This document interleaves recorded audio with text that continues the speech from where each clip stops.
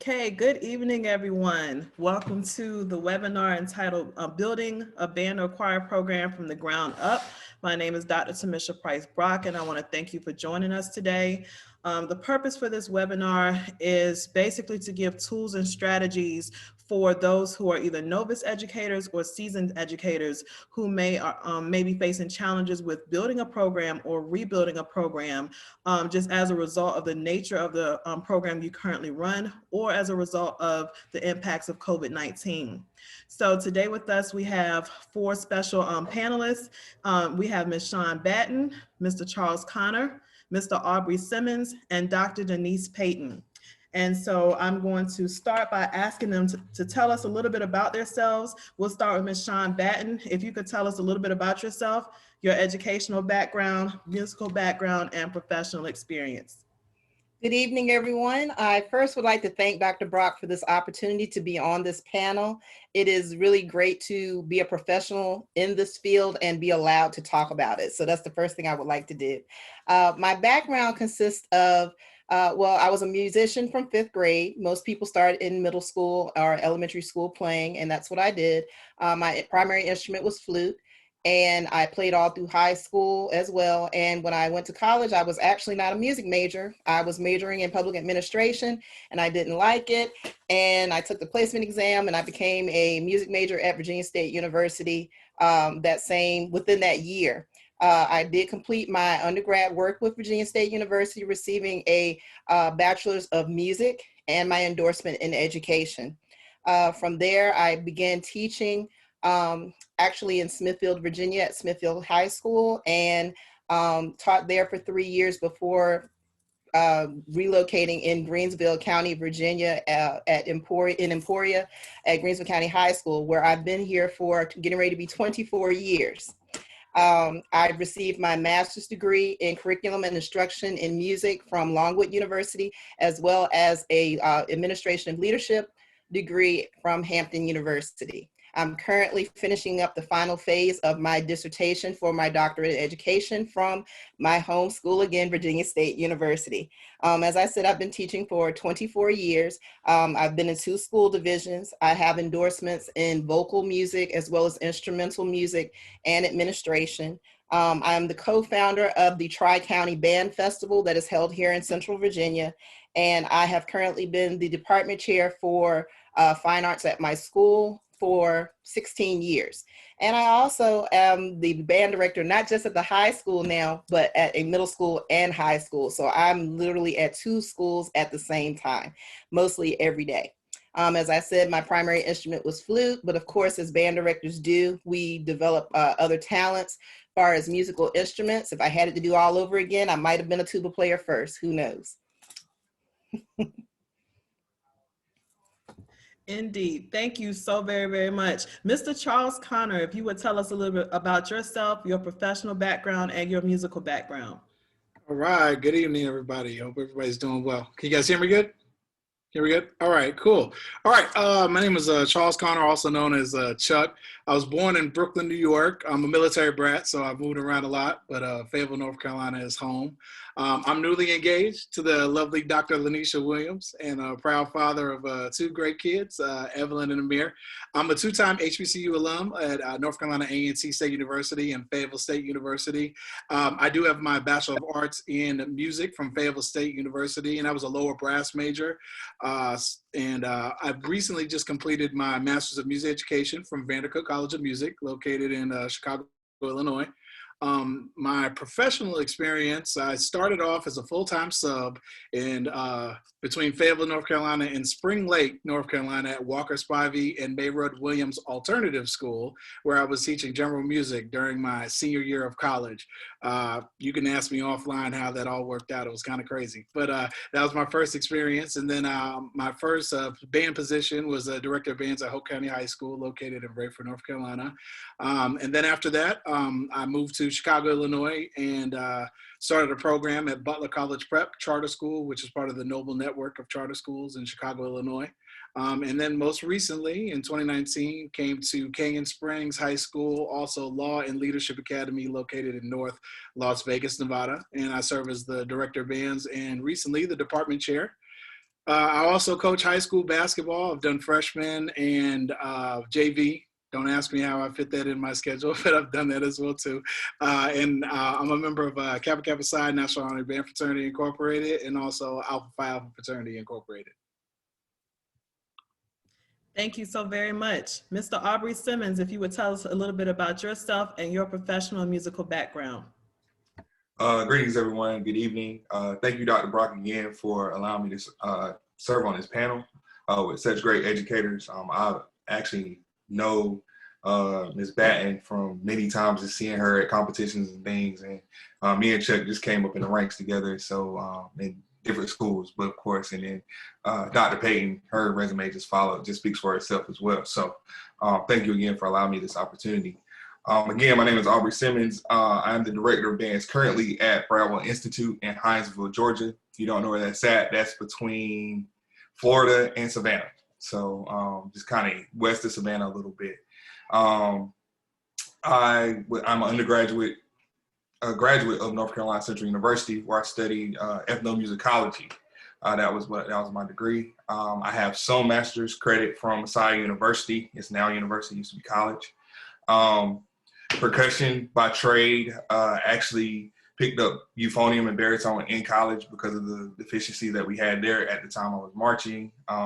So very, very interesting collegiate career because I played baritone in the fall and then did a lot of concert percussion and drum set stuff in the spring. I am from North Carolina originally, Mount Olive, Pickletown, of course. Did a lot of percussion stuff there, did theater percussion, drum set, you name it, anything percussion related I pretty much did around the county and everywhere else. Professional affiliation is Kappa Kappa Psi National Honorary Band Fraternity and Phi Mu Alpha Symphonia Fraternity. So that's pretty much me in a nutshell. Thank you so much. And Dr. Denise Payton, if you would tell us a little bit about yourself and your professional and musical background. Okay, well, good evening, everyone. I'm honored to be on such a distinguished panel. Thank you again to Dr. Brock. I know protocol has been established. I'm the old girl on the block, if you will. I am the director of choral activities at Fayetteville State University. And if I go through my educational background, I'm going to see if I can do it swiftly. I am a proud Aggie graduate of North Carolina A&T State University, where I received my degree in vocal performance. Continued my studies in vocal performance at the University of North Carolina at Greensboro. Completed my Master of Arts in Curriculum and Instruction at Fayetteville State University. I completed 38 hours in the Doctor of Musical Arts from Boston University and received my educational doctorate from Walden University in higher education and adult learning. When I talk about professional abilities or career, I was not an education major. I was a performance major. Never intended to teach anyone anything. And I want you to know, I told a professor, he said, oh, you would be a great teacher. And I said, I'm not teaching anyone. Well, you know, you deal with the hands that you've been dealt. I had placed third in the Metropolitan Opera auditions, been accepted at Cincinnati Conservatory of Music. I was on my way, and then life happened. So to put it in perspective for you, this is my 40th year teaching. And I absolutely love it. I have taught, I started out as a TA, and I've gone all the way up the gamut. So don't throw that away.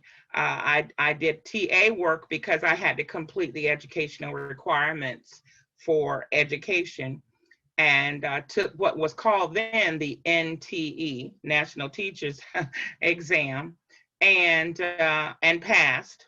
So I started teaching. So I have taught grades K through 9. Never taught high school because I stayed in the middle school to be a part of the wheel.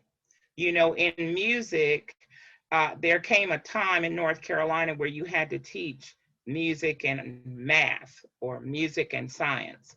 And I wanted to stay just in music. So I stayed in the middle school level. And so I taught junior high school for 28 years. And in 2008, went to Fayetteville State. And I've been there ever since. So I'm working on year 13 there. Okay, so I'll just stop there. I sing all over. I have my own chorale in the Fayetteville area that specializes in the Negro spiritual. I am a concert artist as well. But I'll tell you more about me later, because when you've been doing it 40 years, you got a whole lot you can say. So I will yield back to Dr. Brock. And I'm so happy to see you all here tonight. Thank you, Dr. Payton. And just a little bit about myself. I'm in my 17th year of teaching. I've taught for 9 years now on the K-12 level, and I've taught for 8 years in higher education. I received my Bachelor's of Music Education degree from Virginia State University in 2005, and a Master of Music Education degree from Norfolk State University in 2011. Most recently, last May 8th, I completed my PhD in music education with a doctoral minor in educational research methodology. So still, still working on some things. I guess insanity got the best of me. So I'm working on the second endorsement to that certificate right now from the University of Illinois at Chicago, just trying to make sure that I have that full certification in educational research methodology. But my passion has been music education, training music educators, and really strengthening our music programs, whether it's on the K-12 level or in higher education.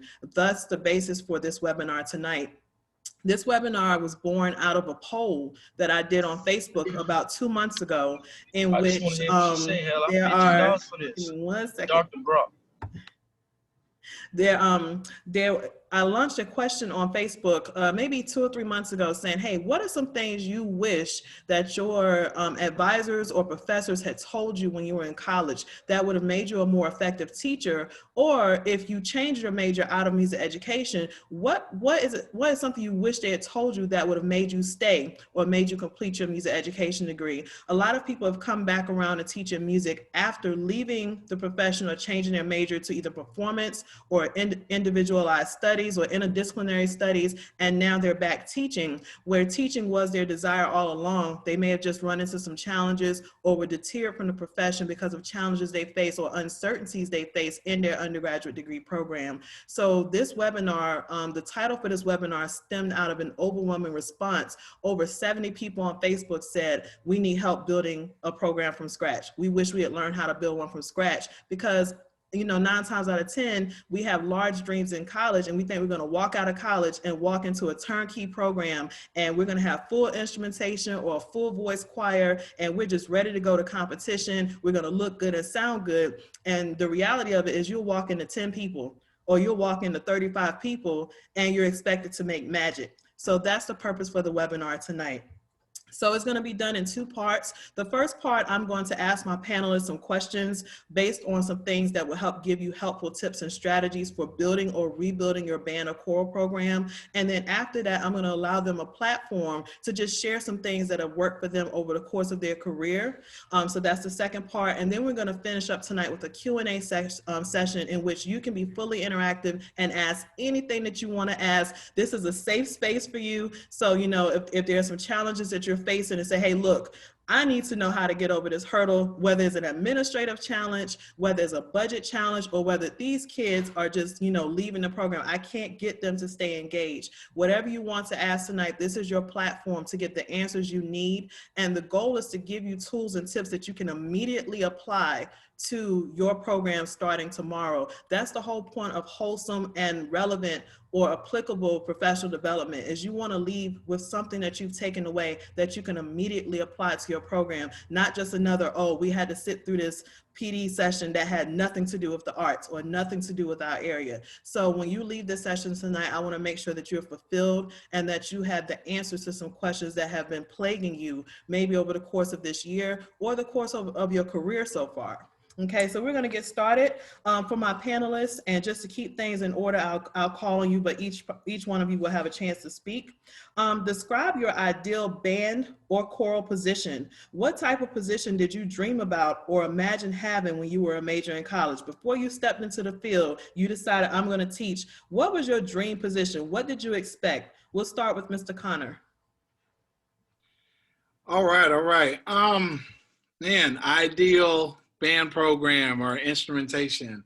Um, Definitely, for me, I've always said I wanted kids. Give me kids and instruments and we'll make it happen, regardless of what situation. So coming in, as a teacher, I wasn't, of course, we dream of, the Friday Night Lights and to have, all this glorious equipment and in space and stuff. And the reality is that doesn't happen more times than not.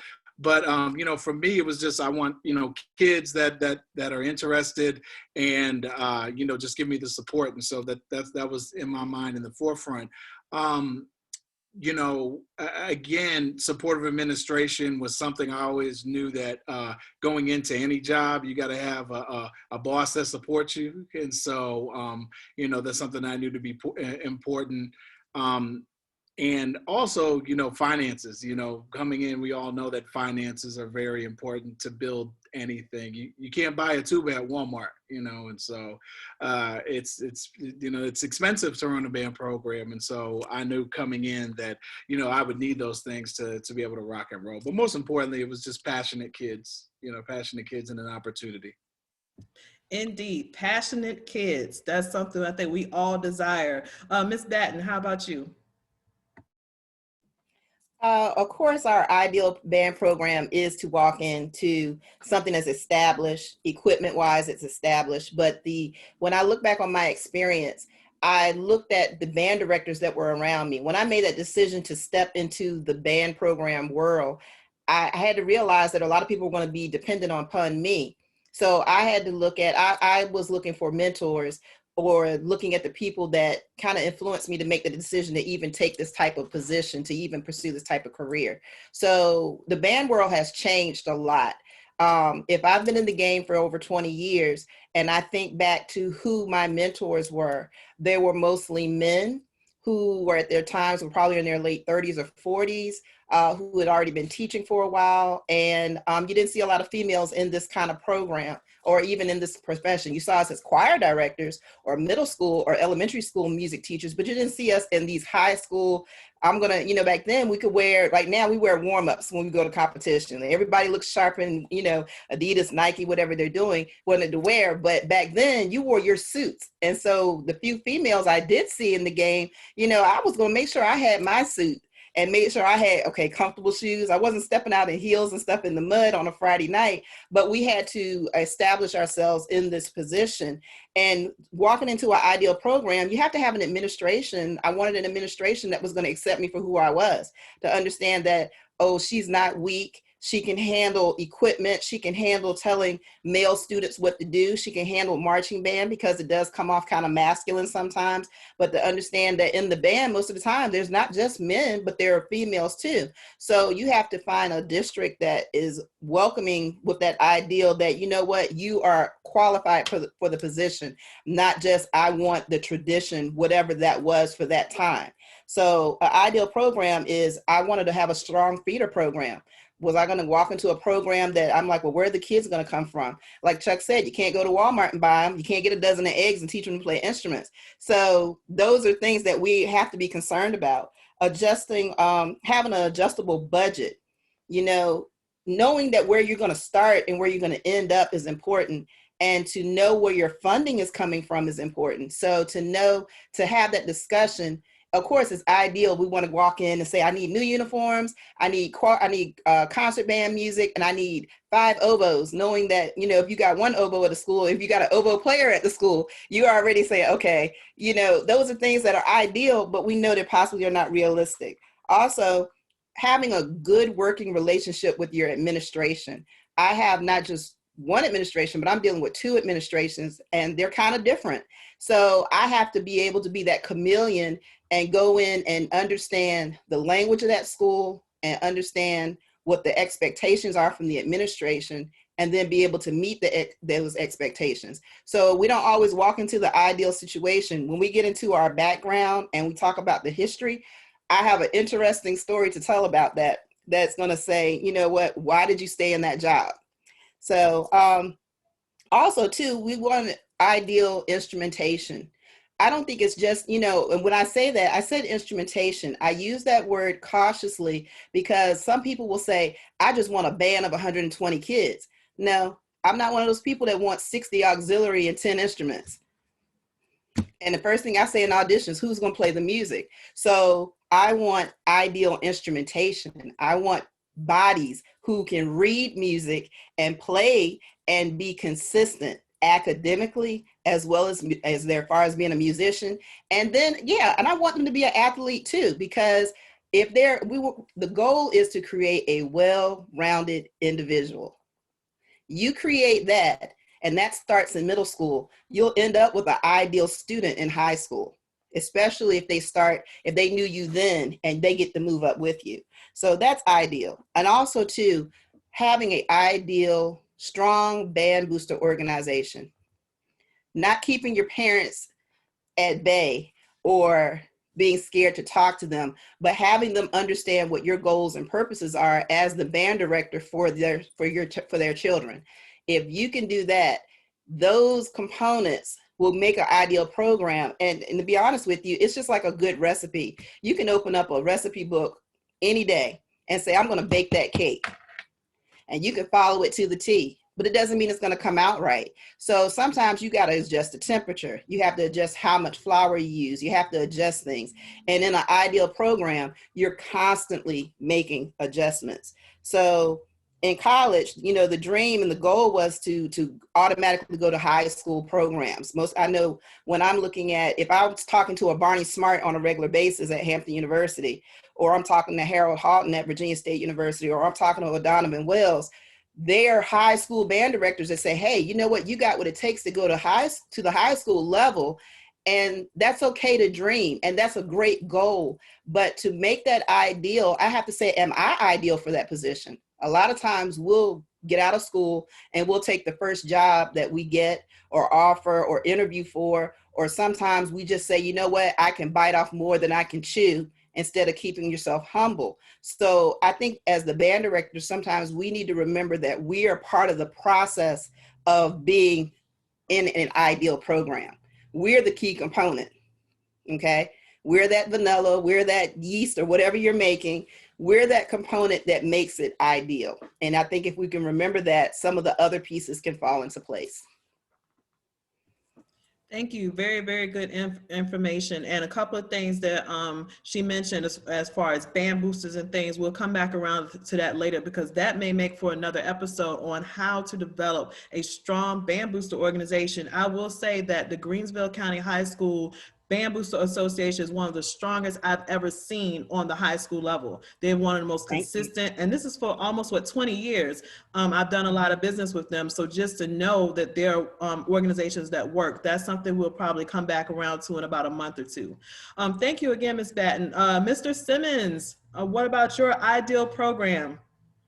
When I was in college, I'm going to speak specifically to the question, because you said when I was a major in college, it was a weird dynamic for me, because I saw a lot of great programs just being in the geographic area that I was when I was in high school. Like back then, we were in the same county as Goldsboro High. Back then, they were pushing 100, 200 pieces with Clifton Scott and Ron Baxter back then. So that was just a great model to see growing up. And then about 45 minutes down the road, you had Hosea Brower and those dynamic Rocky Mount bands that were just playing grade 6 music and masterwork. So when I thought about those, like what my ideal program was going to be, it was kind of like a mixture between those, but then trying to find that Don P. Roberts funding that all those DeKalb County schools have. So that was kind of where my mindset was.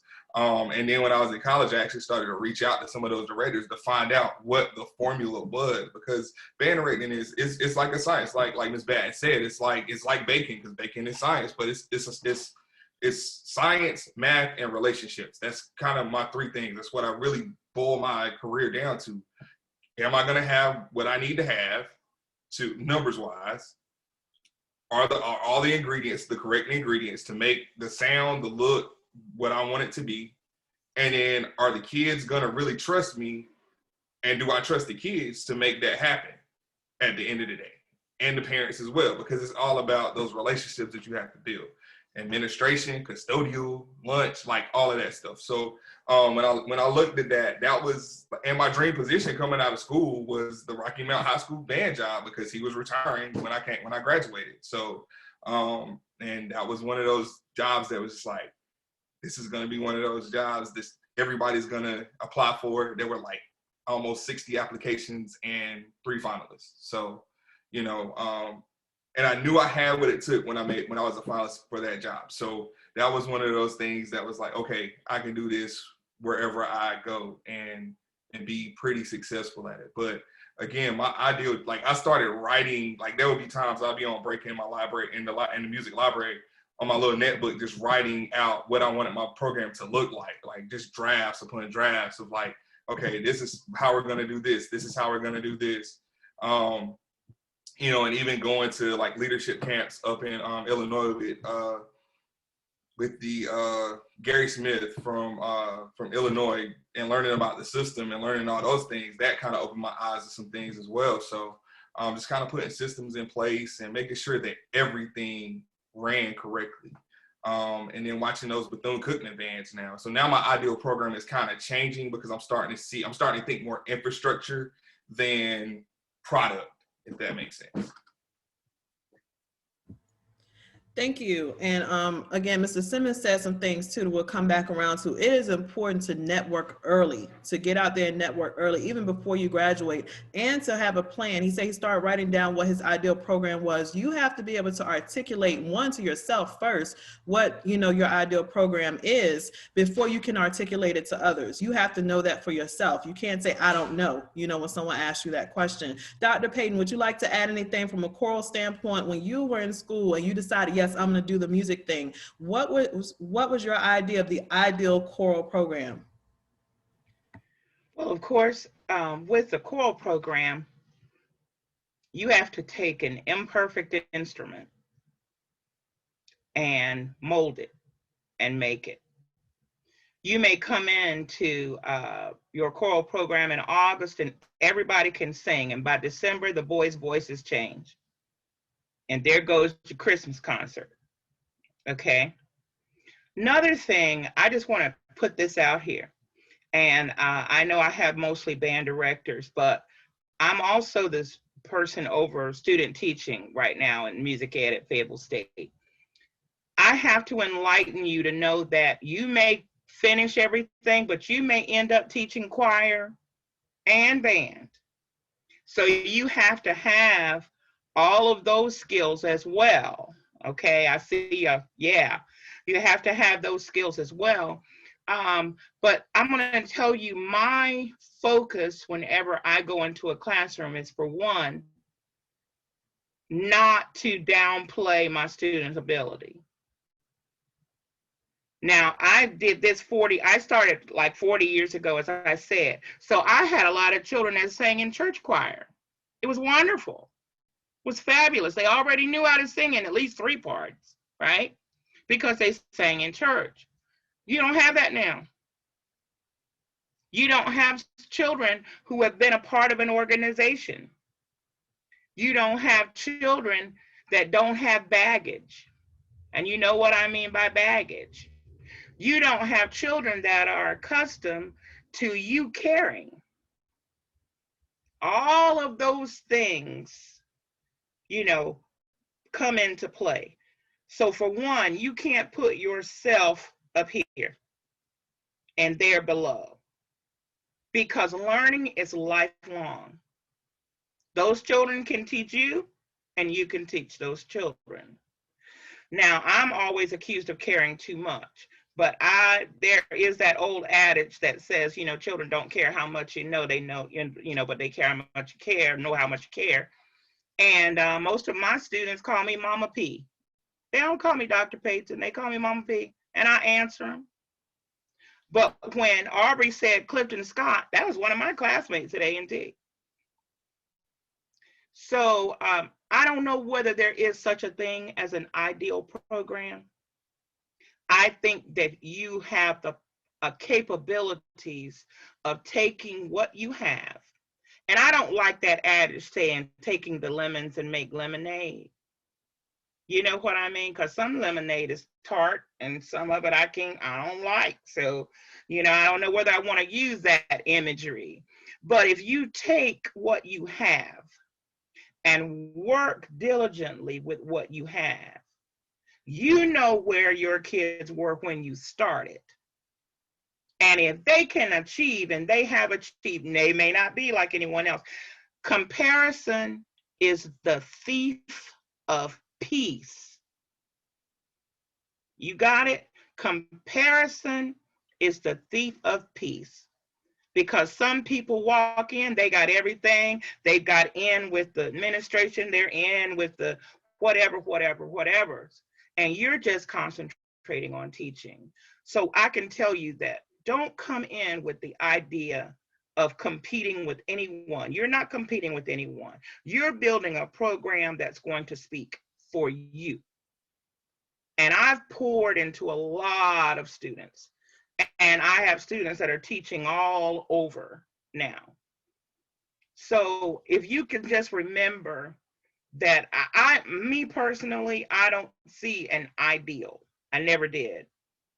Because there are so many variables now that are happening in the world we live in now, which is just so different from the world that even in the 70s when I went to college. There are things you have to be concerned about now. Did your children eat?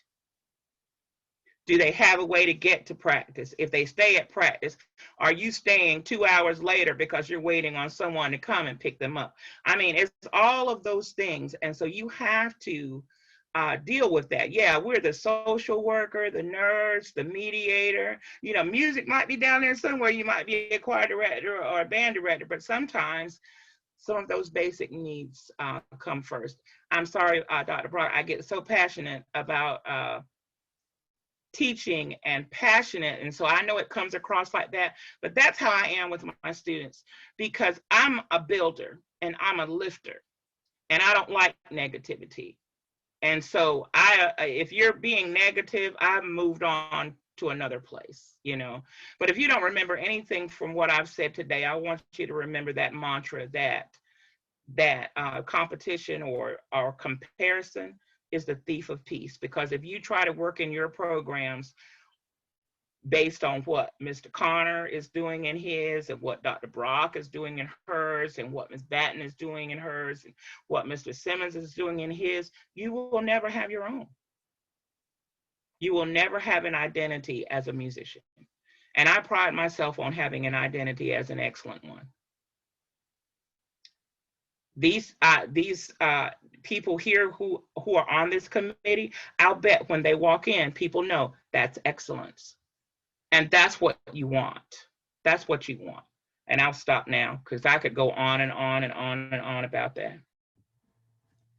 Thank you so very, very much. And like I said, lots of great information so far just about programs and just, how to look at it, what you may think you want, while you're in undergrad. You may have to adjust that thinking, depending on the situation you walk into or the interview. And I can attest, I took an interview at one school and I'm going to walk in, and I should have known it was a red flag up when they would not show me the band room until after I signed my contract.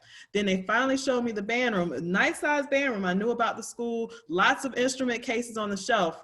Open the cases, not one instrument was in the case, and the percussion equipment was from the 1970s. So definitely, but I'd already signed the contract by then. So I had to really take an interesting situation and make something positive out of it. And just, using resources and things, sometimes you have to think outside the box, because you have to take an unideal situation or the imperfect situation, and you have to really just show your skill and your level of expertise as an educator and a mentor and a musician to make things happen. We're going to move on to the next set of questions, but as we do, if you have any questions that you want to ask towards the end and you think you might forget them, go ahead and type them in the chat or jot them down so that when we get there, we can start fielding those questions. But as we transition to our next group of discussion questions, I want you to think about the 5 different types of programs. Well, this is Dr. Brock's version of the 5 types of programs. The first type of program we're going to talk about is a turnkey program. That is a program where you may be succeeding someone, you've inherited a program, the director retired, or they moved on, or they moved up into administration. Turnkey, you have good instrumentation, or a good number of voices in the choir, you have an accompanist, you have a decent budget, you have support. The band program or the choir program has a long-standing tradition of excellence. You're just walking in to take the place of the former director. Then there's a new construction or brand new program. This is a program that you may inherit. It is a brand new school that's been built. Schools have been separated or rezoned and they're just now creating an arts program. Or it may be that the school was known for STEM or known for something else like athletics, and now they want to add the arts to it because they may be getting a football team, or they may be developing other things at the school and they want to kind of change it to a music or arts magnet school. Then the third type of program, I call it the 3 R's program: reform, restructure, and rebuild. This program is probably the most common, and it is as a result of a revolving door of directors. You may be choir director or band director number 10 in 10 years. Or you may be coming in to replace a series of unsatisfactory directors, or you're coming in after some unfortunate incident where the director has been removed mid-year or mid-season. Then there's the revival or rebirth program, where you may be at a school that the school has been around for a long time, but because of budget cuts or other factors, the choral or band program has been dormant for a number of years. I remember teaching at a school, at a university perhaps, and they had not had a program in 12 years. I taught at a high school where they had not had a band program in 12 years.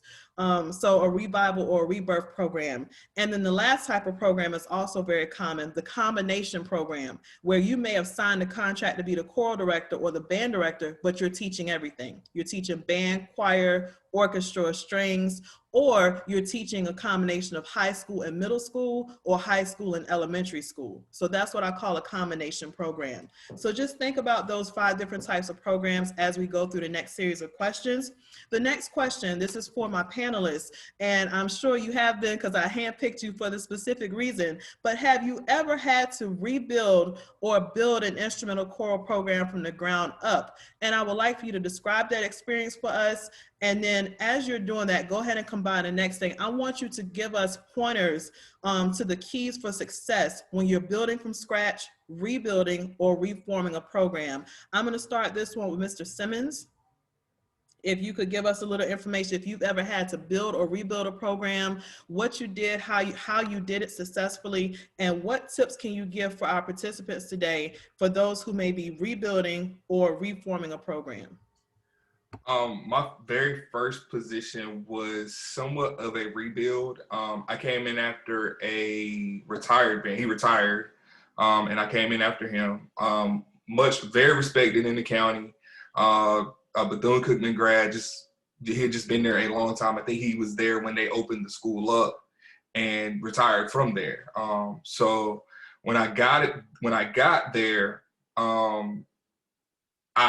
all of the instruments were in the middle of the floor in the band room, and I'm just looking through all of the stuff, and I'm just like, okay, what can I use? What am I gonna toss? What am I going to try to salvage? Like, it was crazy. And the facilities were great. The school population was great, but then looking at the band rosters, the numbers didn't match the school population. So I think we started percussion camp with around, I want to say 13 kids. And then band camp came around. We had about 17 wins show up. So we the dirty 30. And by the time we got done, and this is my very first gig, and I'm all the way in Florida. So mind you, I graduated from North Carolina Central, and I'm probably three or 4 weeks away from getting married, and this is my first job. So I'm driving 7 hours, doing 2 weeks of band camp, and I got 30 kids. I'm like, this ain't it. So by that time, I'm encouraging kids, trying to get kids on social media. I attribute the success to my career to a student. And I always tell him that. And he calls me dad, and I call him son to this day, because he is the person that went out and grabbed kids for me. Because he was like, after that first band camp, he was like, hey, I directed cool. Y'all need to come to band. Y'all need to come to band. This is gonna be different. We're gonna be the best band in Jacksonville. Just, you need to come on. So by the time we ended camp, I think we hit right at 80 kids, around 16, 17 percussion. And, you know, I eventually had 5 tubas. I was like, okay, yay band. So that was the first one. And then I have been tagged now as the transform my program guy, from like core style to traditional, or to what I call hybrid now, because I try not to focus on one marching style, because you never know what kids want to do when they leave your program. So I try to burst them in, you know, high step and core style. So, hey, if you want to go to UGA, you still know that terminology. If you want to go to Clark or Fort Valley or Albany State, you know that terminology. So, we do now. I spent 6 years at Brooks County, small little 1A, 2A school, about 600 kids. We wound up marching about 75 kids before I left, coming in after 2 very, very well-respected educators in Georgia.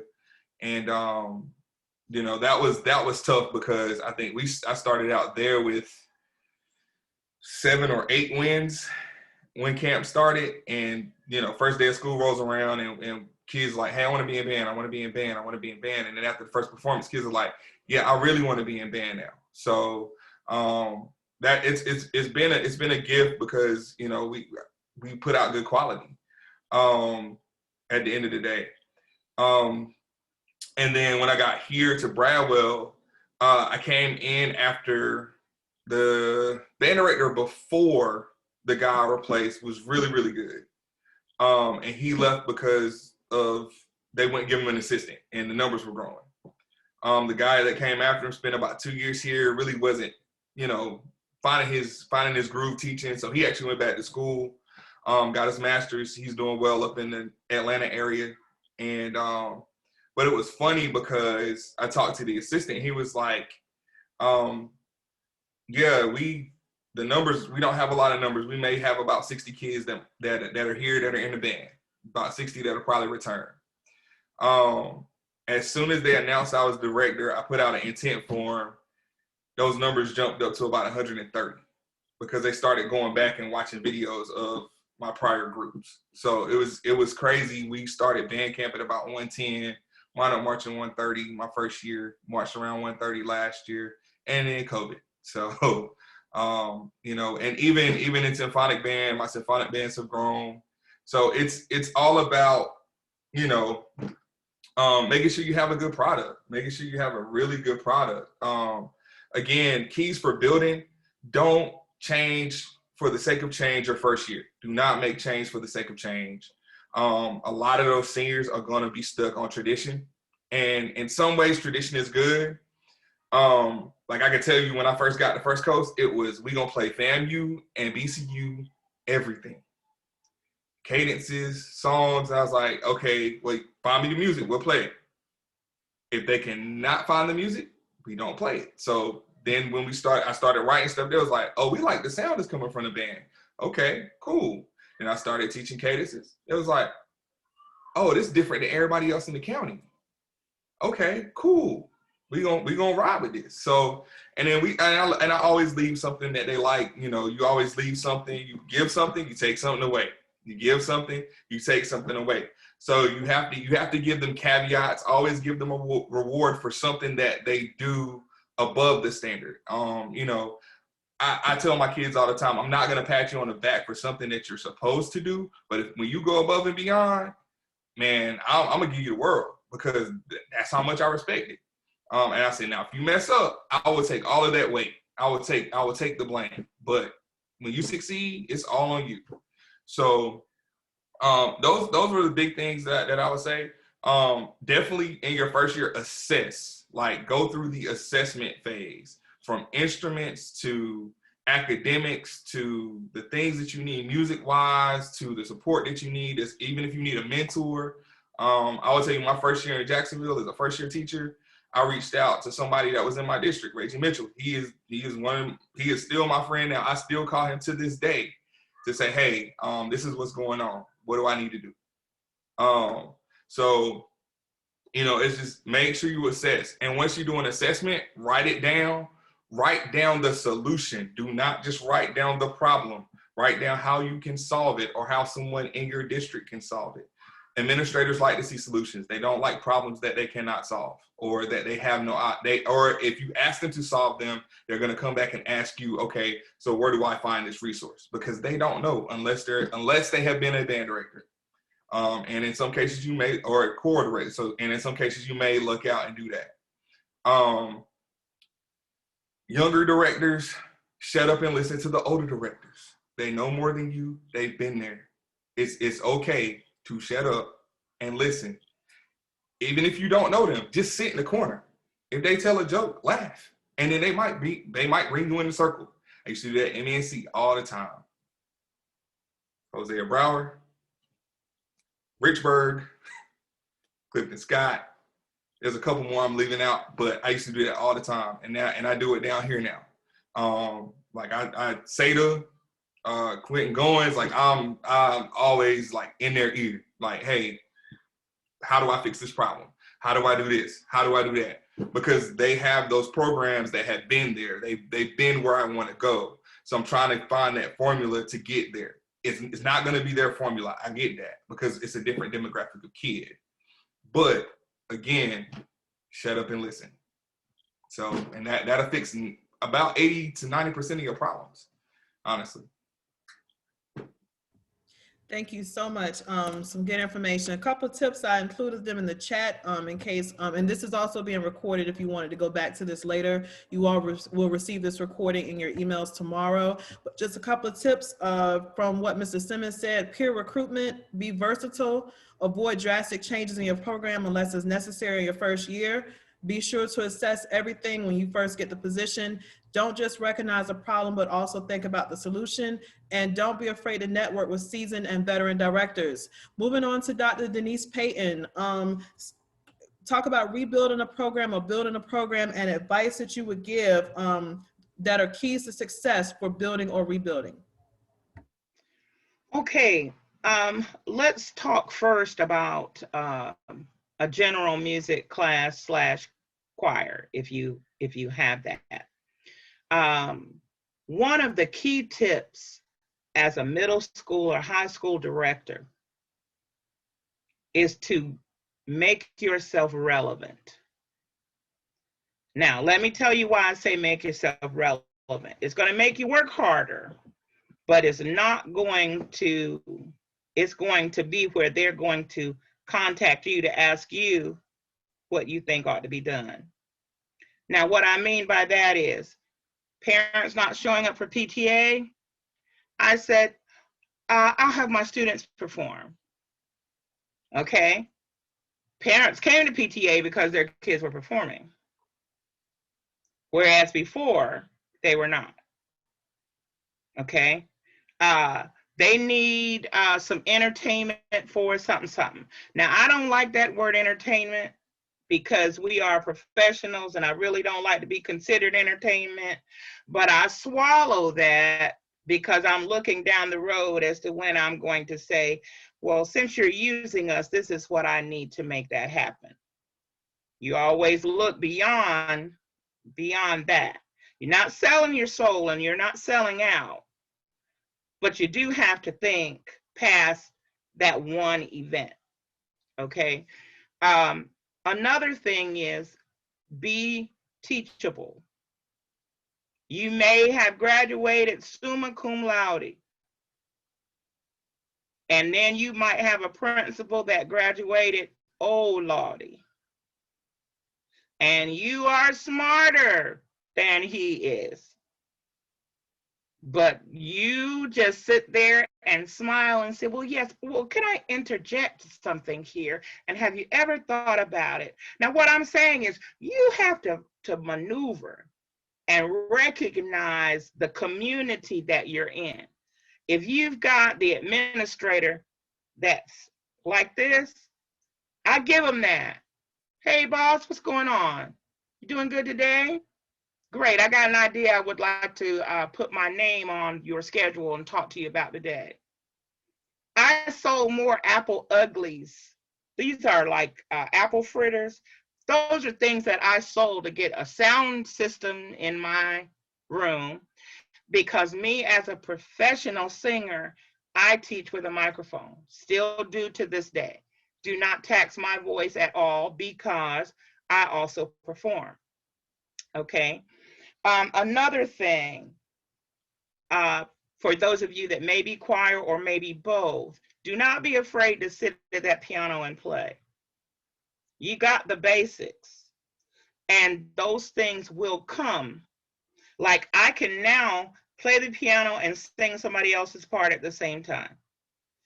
I can sing soprano, alto, tenor, and bass in the registers that they are written with that microphone, because when you got junior high and high school, they cannot always hear.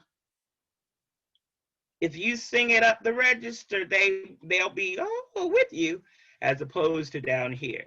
Okay. And so you have to kind of hone your skills. Now, sometimes we're not, as choir directors, we're not fortunate to have an accompanist. And I can tell you to this day, I have never had a choir assistant. I do everything. I make the flyers, I teach the music, I copy the music. I can get some people to go on tour with me, but the interest is not always in choir because, see, I'm not bringing in anything for the athletics. Okay, so you have to recognize that, but don't get in competition with that. Just work with what you have. Here's another situation. People always want to pit band and choir against one another. Don't allow that. Every band director that I've ever worked with, and I think Dr. Brock will amen that, I get along very, very well because I have respect for those directors. Plus, I am a respectful person. And because I'm respectful, I think the band directors like to hang out with me more than they do like to hang out with the others. Or sometimes the band directors include me in things that the other choir directors are off somewhere else, and I'm with the band masters. You know, they'll say, oh, no, we'll take Denise. So what am I saying? Personality is important, okay? I'm gonna be transparent here because I think you need to know this. I'm a heavy-set Black woman, okay? And I've had students say to me, you're fat. And I say, yeah, that's true, but I'm pretty. And they said, yeah, you are pretty. I said, and I can sing. They said, yeah, you can sing. You cool, Miss Payne, you cool. And see, you take the power, don't give them power. You understand what I mean? So be very, very confident in your skin. I'm a very confident person. When I walk in the door, okay, you know Denise Payton has walked in the door. I'm very, very confident. So what am I saying? Sometimes you have to get out of your box and don't feel sorry for yourself because you only had 10 students to sing. Take those 10. Work those 10 like you work 100. And they are your best recruitment tool. I have a group of ladies, 4 ladies at Fayetteville State. Those girls are phenomenal. And when people hear them sing, they're like, oh, I want to be a part. And I said, well, no, now, you know, that's a high level group there. But I will take anyone in the concert choir, because the concert choir, I don't worry about whether they can read music. I don't worry about whether they know theory. Because if they had a great middle school program and then hated the high school director, they haven't sung for 4 years. And I'm going to take them where they are and I'm going to work with them. Is it difficult? Yes, it can be difficult. But when you put in that kind of time, just to give you an idea, my students sang the Verdi Requiem and had 30 minutes on the Carnegie Hall stage. Okay, so I don't just put my students in the spiritual box because I'm at an HBCU. My students just sang Bach. They just sang the Beethoven's Fifth with the Fayetteville Symphony along with Methodist University and those. So I don't put my students in a box. So what am I saying? Don't determine what your students can do by what you just see. You've got to work with them and see where the talent lies. And always that loudest one is not your leader. That's the one who wants your attention. That's the one who wants to hang around in the band room or the choir room and not go to class. But you find that one who is sitting there and getting everything that you say and are asking questions. And Dr. Payton, can you go back to measure so-and-so, so-and-so? That's probably your leader. The loudest one is not the leader. I can tell you that. The cocky one is not the leader. That's the one who wants to play the game so you get an A. The good looking one, hey, you look good today. Yeah, I know, you still have an F. Okay. That's the way I am. Okay, you know, I'm saying, yeah, you look good, baby, but you got an F because you didn't follow through. That's the kind of teacher I am. I'm straight and whatever across the board. I don't have those kind of favorites because students recognize that. Another thing too is in general music or in choir in the middle school, let's just say if you're that, even in band, I'm gonna say even in band, they'll make your class the dump class. You know what I'm saying? You know, these kids don't wanna pick up an instrument and they don't wanna sing. They are a problem, and guidance just, oh, I'm gonna put them in band, I'm gonna put them in choir. I put my foot down in middle school and I said, you don't send one student to choir unless you have contacted me, sent that student to my classroom, given me an opportunity to audition them because they might need to go get some crayons and go to art. So you don't let people, you know, determine what kind of program you're going to have. Those kinds of things, you have to be adamant, but you have to be smart and adamant. I don't mean to be abrasive. You know what I mean? You really, I hope my colleagues might agree, there's a different kind of language we have to speak in every situation and every school and everything that we do. We have a different language, and you have to recognize when the language must change. Okay, so I hope I didn't get off topic too much, Dr. Brock, because you know, that 40-year thing goes on, but I just want you to realize that, you know, you can control more than you think, even if you are a first-year teacher. Because if you first show that you are a team person, you'll be able to get on board a little better than to be out there on an island, because there's no I in team. And I'm very team-minded, even in the university setting. And I'll stop there. Thank you. Thank you. And again, some very, very good points. I want to kind of stress before we move on to Ms. Batten and Mr. Connor, the last point she made about being firm in your expectations with guidance and administrators. That all goes with planning. It goes with just proper communication and knowing what you want and knowing what you expect. You hear the term, you know, SME or subject matter expert all the time. And if they are confident in you enough to give you the position, they need to also be confident enough in you to be the expert on that position. And again, I definitely agree.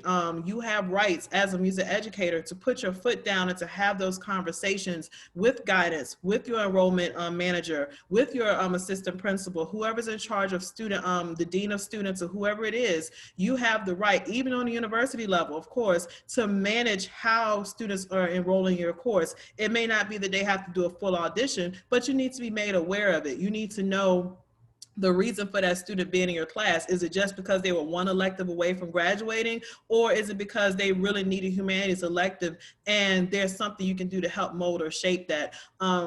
It should not just be, oh, well, band is easy or choir is easy, so let me let this senior take this class so that they can graduate on time. You know, they need to have the same respect for your class that they expect us to have when they're pulling our students out for math remediation, for English remediation, and asking us to proctor these exams. So we want to empower you to be able to be professional, but also to be firm and confident in being able to talk to your administrators and getting the support you need to build your program or to rebuild your program. You can't build when people are constantly tearing the bricks away and tearing your materials away that you need to build that foundation.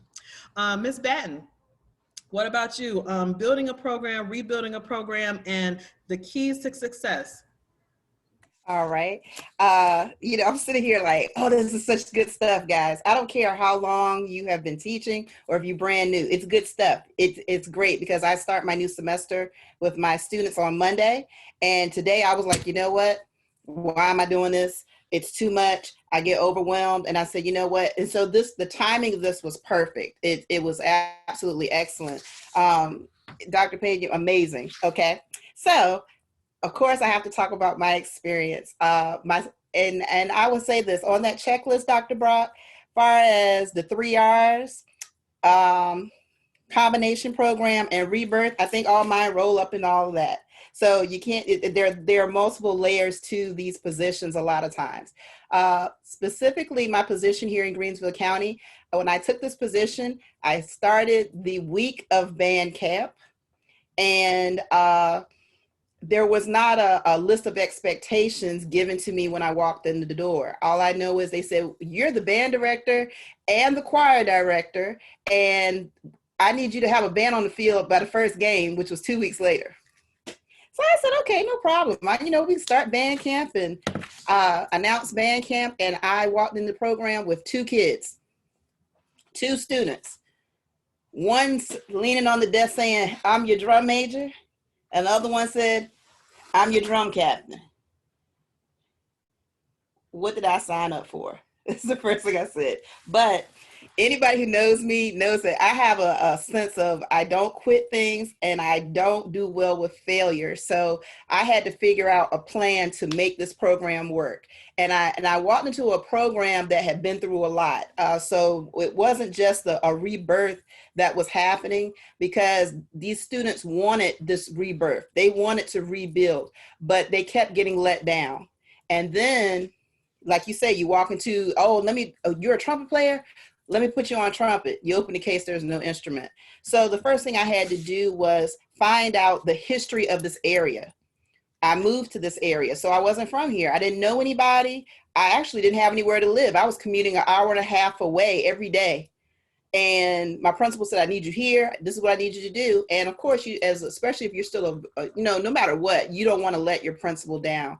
And so I had to find out what's up with this area. What's the size of the high school? What's the size of the middle school? Who were the kids that were in the band? Who were the previous band directors, and why did they leave the job? In any interview, the one advice I can give anybody in a gingerly way, ask, so why is this position open? Especially if it's in the middle of a school year, or it's the couple weeks before band camp and they still haven't filled that position. There are questions that, as Dr. Brock said, that you can ask to help you understand the position that you're about to take, because it's going to be overwhelming. It's going to be a lot. And you have to figure out who is really on your side and how you can do it. So finding out the history, and then find out whose cousin is who and whose brother is who. And because when I took this position, I didn't even have a class roll. I didn't have a list of names. I was digging through old file cabinets looking for any kind of order or anything. And next thing you know, what was I doing? Knocking on doors. I heard you were in the band last year. You thinking about coming back? Who are you? My name is Miss Batten. I'm the new band director. Laugh in your face, close the door. And it just like, what had happened was a couple of rehearsals, but sometimes you'll find out that students in an area where the band program has fallen off, you're going to find out their love for music will bring them to the door. Their love for being a part of that ensemble will bring them in. And then once they're in the door, you have to keep them. It took a while for for me to adjust to the area. And it took a while, but there were things that I learned that I had to do. I had to become a part of this community. I understand that a lot of people, you know, when I first moved to Emporia is a very small town. We are 30 minutes south of Richmond and Petersburg, Virginia. So, and my goal was, you know, I went to Virginia State University. I'm gonna live in Petersburg. I can just drive here. But realistically, if you're on a football field till 10 o'clock at night at an away game, then you drive back and you wait for rides, and then you have to drive 30 minutes home, that becomes a lot. And so I had to realize I'm going to live in this community if I'm going to keep this job. I had to find out what type of churches there were. I went to church, still go to church. I had to learn to be a part of this community, because there's a term that one of my principals developed, was called a school-based community. I had moved to a school-based community where everything that happens in this community evolved around the school. Graduation here is a big ceremony. Prom is a big ceremony. 7th grade promotion ceremony is a big thing to these constituents of the city and this county. And so I had to become a part of that and convince these students and their parents and the community, the administration, that I was supposed to be their band director. And it was, I will say, a lot of tears, a lot of hard work. But the one thing about a band director, and I'll speak for myself, I have tunnel vision really, really bad. So it's like when you're going to play this song, and we're gonna stay on this. That's how I was about this job. They weren't going to say Sean Batson couldn't handle this job in Greensville County. I had to figure out these puzzle pieces and make them work. So one of the first conversations I remember having with my principal was, she said, well, what do you want from the program? And the first thing I can say is, she was so right. You have to have a vision. You have to have an idea, because if someone understands what your goals are, you're going to see that they'll begin to believe in you because they see you working towards those. You have to have a vision. Now everybody's into social media. We have vision boards. There's this terminology we're using. I started this job in 2000, and in year 2000, social media wasn't a normal term. But plans were. We've always heard the word plan. What is your 5-year perspectives? I said, oh my God, 5-year perspectives. And so when she said that, because I'm gonna tell you, anybody who's ever been on a project with me, or you've been in class with me, you're gonna know this chick is gonna knock out this project and she's gonna present the mess out of it. And so I said, oh, she want a prospectus? I got that. I couldn't wait till I had my meeting time with this principal. And I got in there and I said, well, you know, I had my little packet and I had music notes all around it. And I said, here's my 5-year prospectus, and here's how we're gonna achieve it. And, you know, and they were realistic goals. I wasn't gonna lie to her, and I wasn't gonna lie to myself, because that means I was setting myself up for failure. So they were realistic goals, and they were achievable goals with the right tools and the right communication. I learned to communicate. You can't hold it in on yourself. Now, I'm not saying go in and bust in the office and vent and say, hey, this is what I need. But no, to do the things that you want to see this band do, these are the tools I need. This is the equipment I'm going to need, the instruments I'm going to need, and how can we make this work? And I became very transparent. I learned that I had to be transparent with the students. I had to be transparent with the administration. I had to be transparent with the parents. And I had to show buy-in to this community, because they reminded me I was an outsider. 23 years later, I'm still being reminded I'm an outsider. And I used to get mad, but I don't get mad anymore, because I said, thank you, because that means I'm bringing in a different point of view to what's already here. And so I learned that I had to make sure I could do this. And I had to learn to communicate with my coworkers who didn't know anything about band, but you taught the band students. You taught the people who could sing well. And I had to develop those relationships. And so it took time and took consistency. If there's one thing I've learned as being a band director, and think about it, when you're a music major, you got to sit in that practice room. You know, music keeps you honest is my slogan. Music keeps you honest, because if you don't practice, you don't sound good. When you don't practice, everybody's had that teacher that says you didn't practice that because you sound just like you did last week. you hated that feeling. But when you're consistent, it gets better. Even if it's gradual, there's growth. A lot of times when it gets tough, band directors have a tendency to say, you know what? I really like that school division anyway. I like that job better. I always wanted to work for that program. And they'll leave those kids high and dry. They'll leave that 20-piece high and dry and go to that better job. But who's to say that that program is perfect? What the saying always is what? The grass is not always greener on the other side, which is true. It's not. But if you stay in one place and you have communication with your administration and the parents, and you're consistent. I'm lucky that, and be honest with you, I look back on it, I was a little crazy. I was a choir director, band director during school. Then after school, I was in charge of what? Marching band, concert band, pep band, small ensemble, jazz band, flute choir. And then I had the nerve to teach at the middle school. And I'm doing all of this and still smiling the next day. And I had people to say, you're still here? Some support, right? But I took that as in, but I'm still being consistent. And so I had to believe in myself. And you have to have a cheerleader in your corner, whether it be somebody else who's in the field, whether it be a spouse, whether it be, a co-teacher, or a former band director, or anybody who understands your journey. If you have someone to talk to, now you don't go to the teacher's lounge and do that, but you have someone who understands what your troubles are, what you're upset about, when you can have a band that you can take into some of these big competitions and place well, and then you're worried still, are they going to show up for practice on Monday? That's a real feeling. And it doesn't go away whether it's year 1 or year 20. So we have constant obstacles to overcome when it comes to rebuilding programs. Obstacles that are always been a concern for me have been, number one, I was reminded, I said this the other day, and it's ironic with this panel, but I can share this with you and you're going to understand. In college, they taught us how to be a band director. They taught us how to be a teacher. I had a great student teaching experience. I mean, amazing. But you know what they didn't teach me how to do? Was be a politician. I had to learn how to speak to certain people.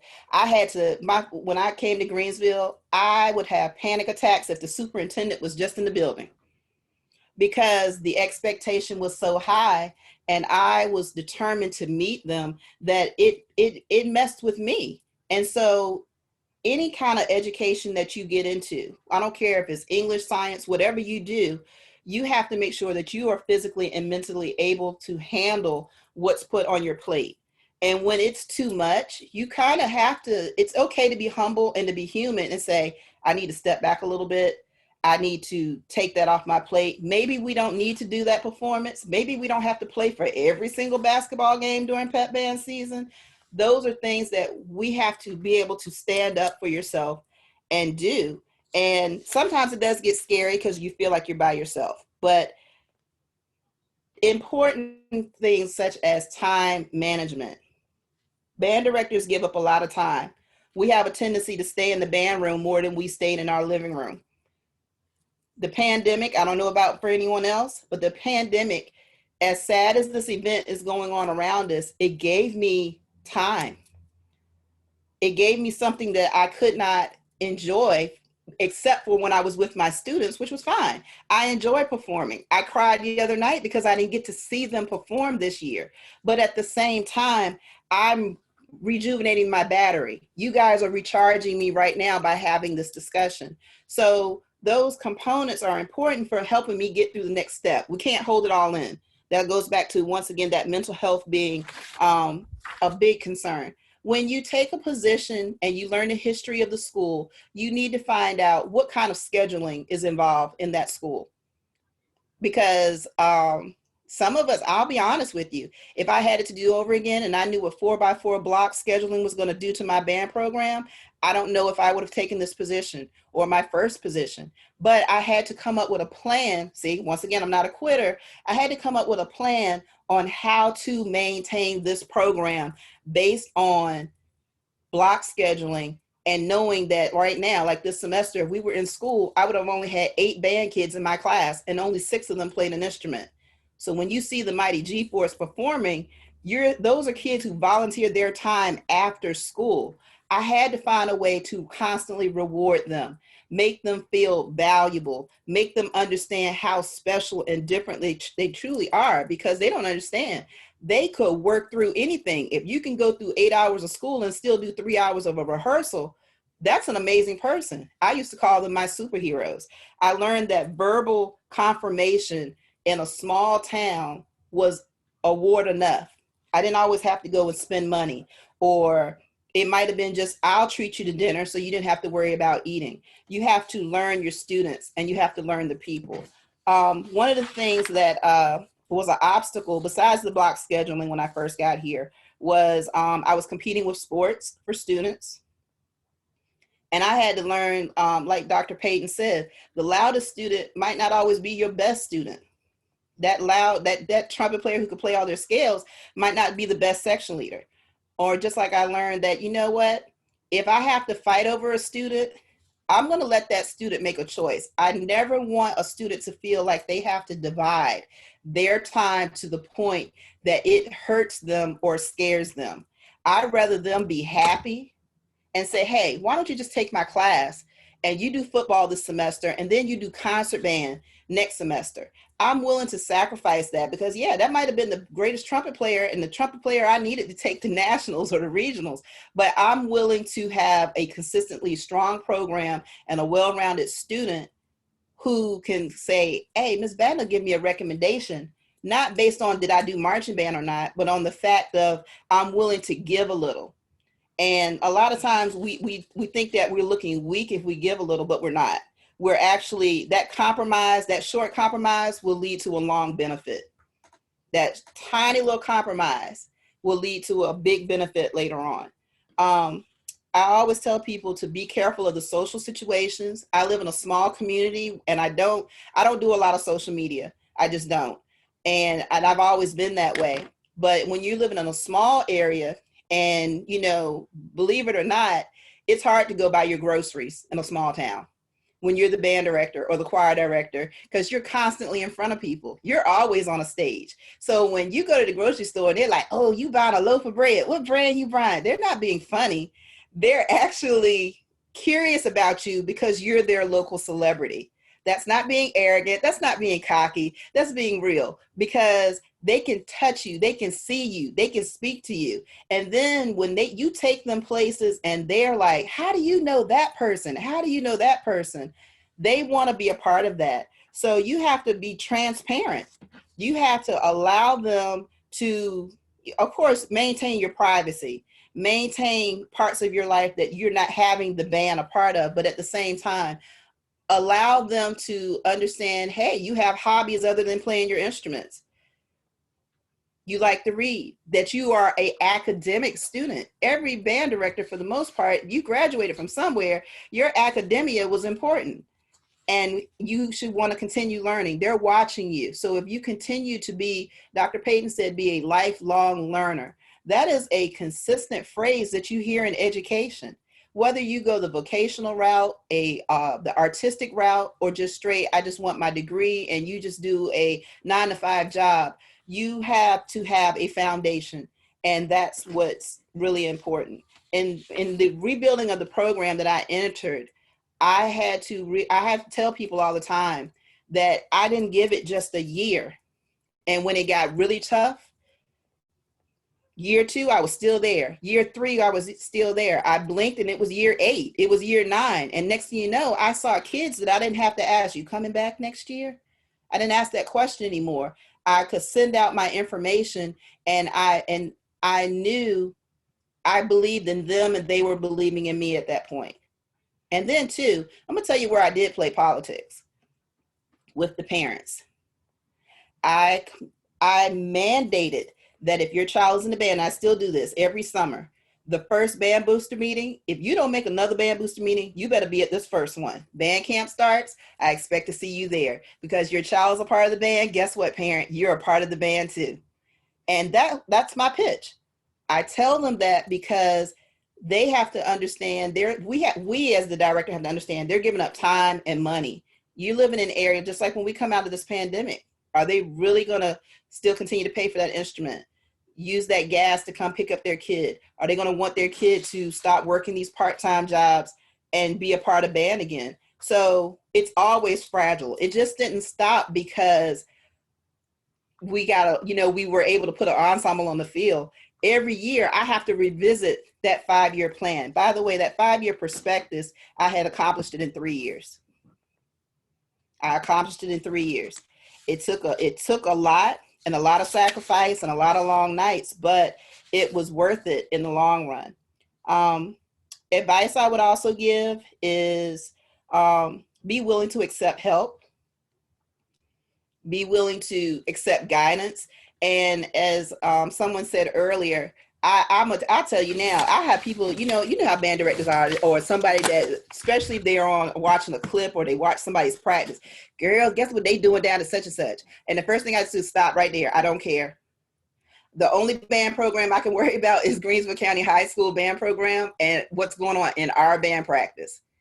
Do I socialize with other band directors? Of course I do, because we tell the best jokes. Truth be told, we tell the best jokes. We can cut up more than anybody, but then we know when we get on that field, it's about business. It's about business. I can't worry about what the program in the next county is doing. My job and my obligation is to these students.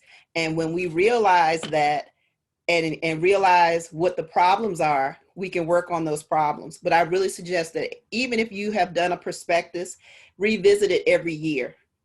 That's part of the rejuvenation process and the building process. Because if your administration sees that, especially if you're rebuilding a program, if they see that you are serious about your craft, they find ways to make things happen for you. And that's their way of showing you that they believe in you. They don't understand it. They don't care what the word toccata means.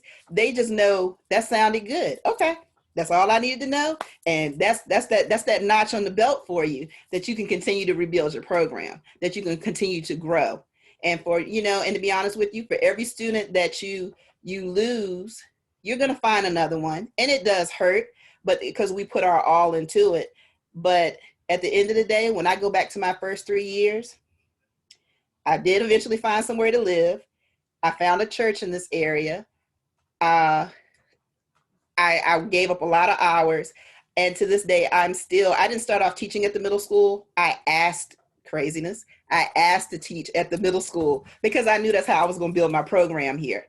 I had to be able to get to know these people at a younger age to get the success when they got in high school. So the word is consistency. I can't say it enough. Be consistent, be transparent, be honest with yourself and with your program. Thank you so much. Such great information. A couple of things from Ms. Batten's words that I want to point out and reiterate. One, being a part of your community.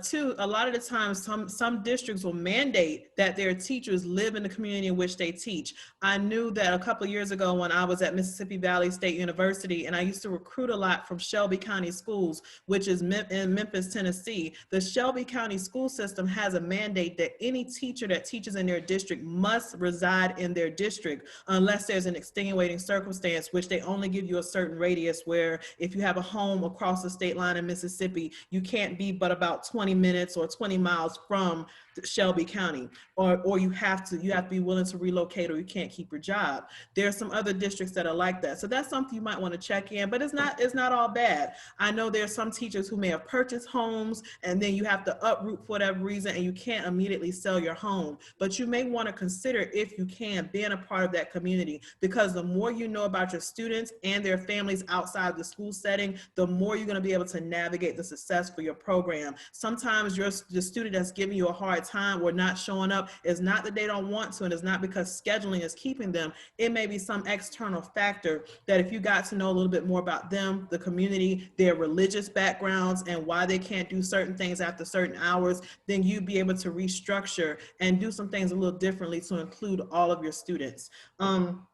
And then also sharing students. I know I've been there where I've had my tuba player was also the star quarterback, or I've had a tuba player who thought he was going to relive his glory years on a football team when I was teaching at Elizabeth City State University. And so, like Ms. Batten said, I gave him the opportunity to make that choice. He decided to play football that year, and he rode the bench more than he got into the game. You know, I never gave him a hard time. My students did. They said, well, in the band program, everybody starts, you know? And so, you know, he had to hear that every game because he was on the bench and we're still playing away. Everybody's in uniform participating. But what brought him to the realization is that when he went to the football team, he could no longer keep his band scholarship. And it turns out, because that was my policy, you're not with me, you're not having my money. But what turned out is that he owed a balance to the school. And would you believe the balance was down to the penny, the exact amount his band scholarship was. So what did he do the next semester? He was right back in the band full time. We never had that conversation ever again. And he started every performance with the band from there on out. So those are some things to consider too. Give them a choice. You'd be surprised how they come back to you, because the way you treat them too, and then you know locker room talk, they may not always be treated in a nurturing manner on athletics teams as they are with band and choral programs. So thank you, Ms. Batten.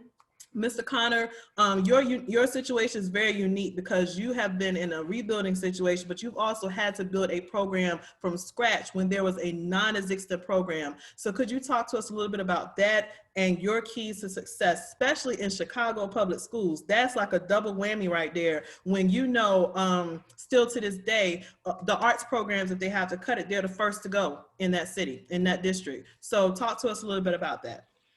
All right. Definitely, it's extremely difficult to follow all the colleagues that have went before me. I've been jotting down stuff like, you know, and it's been like a spark. I could say, you know, for each of the programs, when I started off in my first, it was kind of like a full-blown teaching experience during student teaching. And the crazy thing is that my first boss was actually my high school vice principal. You know, we saw him more than we saw our main principal. And he was like, Charles, yeah, you were in the band. You didn't give me any trouble. You want a job? That's exactly how my first interview went. And so I jotted a saying, you know, never burn a bridge because you never know when you have to cross it again. You know, and that's exactly how it went. And his question was, are you ready for this? Because it was an alternative school. None of, you know, all the kids that were attended at both those schools had been kicked out of their main school. And, you know, they were trying to get mainstream back into their regular school so they can see all their friends, you know, so they didn't want to be there, you know, to begin with. So definitely, you know, it was a difficult experience. But my first full-time job, the question was, can you change the game? It was in Rayford, North Carolina. It was, lack of a better terms, Redneck Central, you know, and they really already had they had a director that was already planning on bumping up, you know, from the middle school to the high school. And I just happened to send an email. I was like, hey, I heard you might have a job open. They're like, hey, can you come in tomorrow? I came in and they're like, look, we don't want what's been going on for the last 20 years or so here. We want something different, you know? But there was definitely a name attached to it because in the 60s and definitely 70s, Hope County had a huge program under the direction of Mr. Jimmy N. James, which his son was actually in the counseling department, you know, when I got there. He was Jimmy N. James Jr., or excuse me, Nelson James. And, you know, and so they were like, hey, I never forget, she's an Aggie as well too, Miss Sharon Foy. And she was like, hey, can you get that band like Jimmy N. James? I was like, I don't know who that is, but I'll try. You know, because everybody was just talking about him. And so, you know, with that program, I remember seeing a band picture prior to becoming, I'm doing all this research, you know, fresh out of school, and I'm looking at what the band was before. And I still got it in my head. The band had half band uniform on top, jeans on the bottom and sneakers, and it just didn't look organized, you know, like at all. And it was only like 20 something kids, and half of it was like auxiliary. And I was like, oh my goodness, what I got myself into. But the first day I got there, I mean, I got this, I can't even bring it over here, this hotel phone, right? Like right here. It was like a telethon. I was just calling kids, like, hey, you want to get in the band? You want to get in the band? At every school that I've worked at, I do an all call, but not just the band kids, to everybody in the entire school, community. And in a matter of a week before we started our first camp, and I didn't know, I had a roster of what was there before, we were able to have 136 on roster, like first game, which was like, you know, I was just like, hey, this is great, you know. But I didn't know that that was like uncommon, you know, to have that many kids, you know, year one. And so that's really what was asked there, you know, just can you change the game? Can you do something different? And because of that, that allowed us to do some great things. And I'm going to touch on some of that stuff later. When I was Chicago, what Dr. Brock was talking about specifically, my principal was actually my drum major when I was in college at North Carolina A&T. Mr. Christopher Goins recruited me and was like, hey, we started this charter school, part of the Noble Network of charter schools in Chicago. And if you've never been to Chicago or heard of CPS or been in any major city, the recruitment for elementary school all the way through high school is like college. It's like a college fair. And some of these schools have tuition, you know, and other things. I mean, it's intimidating. Like, man, I'm just trying to get my kid in kindergarten. You know, my daughter was starting in kindergarten the next year, and location and I mean, kids take 2 trains, 2 buses just to get to the school that they want to go to, you know. And you have some schools that are established, like in Chicago, Whitney Young is a huge school for athletics and for arts as well too. The choir director that I worked with towards my last few years was a graduate of Whitney Young and Grambling State University, and her mom was the the choir director at Whitney Young and at Grambling State University, you know. And so there's a rich history and tradition with a lot of the schools that are here in the area. But I remember, you know, I was just excited. And I don't think this has been said by any of the panelists yet, but when you're going from one program to the next, you got to know when it's time. You know, you got to know when it's time. I was fortunate to have a lot of success when I was at Hope County. I taught brothers, sisters, cousins, you know, parents were in that band program, and I had their kids in the band program, and they had nothing to do with the band until I got there, and they were there all the time, like, oh, this is so exciting, you know. And I always tell this story. I never forget, because again, we were fortunate to have a lot of success. And I was fortunate to build my schedule my second year. I sat down, her name was Miss Wendy Hendricks, and she worked in the office, and she said, Charles, what would you like your schedules to look like? I did not know that was uncommon. You know, I was like, oh man, this must be like that everywhere. You know, kind of like an NBA rookie winning a championship their first year. Like, oh, it's going to be like this every year, you know? And I learned later in my career, it's not like that. That was just a lucky situation. And so I was able to select my schedule. I said, we need one beginning band, one intermediate, one advanced, and I need an honors band, you know, for my high flyers, you know, because sometimes you have some kids that are able to take more than one. And sometimes kids want to see you more than once, you know. So a lot of times we're kicking kids out. Go to your other classes, you know, because they always want to stay with you. But, you know, building that program in Chicago was difficult because I met all the challenges that I did not have at my first program that I was there for 7 years. I was met with all of them, like immediately. Again, this is a high school that was only in existence for a year prior to me getting there. It's a charter school. Charter schools have different rules and different expectations. Not everybody that you're working with, yeah, of course, we've all talked about, you know, maybe different things that we were going to do prior to getting into education, but some teachers at your charter school are brought in based off of talent versus, like, you know, their educational experiences. And so they may share a passion for kids, but maybe not the in-depth passion that we have in terms of building kids curriculum based and then outside of that, you know. And so I never forget I saw the blueprint of what the band room was going to look like prior. I had to kind of sign off of it. It was supposed to be one way. When it got built, it was a whole lot smaller than what it was supposed to.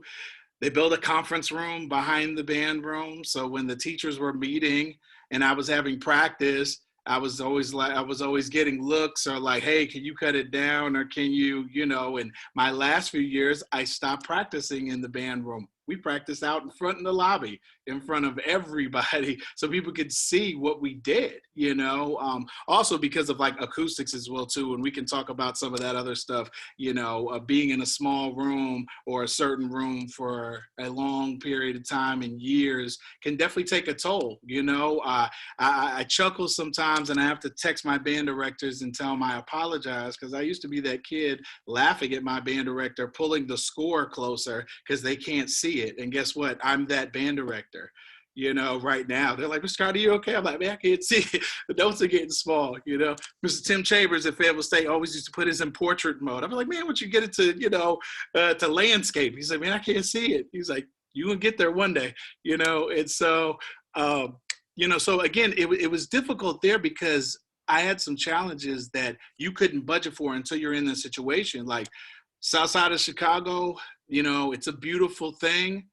It's a gem, but it definitely has some bad parts, about it. And I had to devise a schedule to get my kids on the bus so they can get home before it's dark, because the chances of them making it home without some issue happening prior or safely, that there's a great possibility that they can run into some trouble just coming from school and going home, and that was something, bus passes, giving out bus passes, making sure that they can get on this bus, making sure, okay, you have to leave a little bit early, go ahead and go. Okay, your little brother and sister, for you to be at practice, got to come to practice. So your parents can maybe pick you up, out of a program that I had before I left, it was about 80 kids.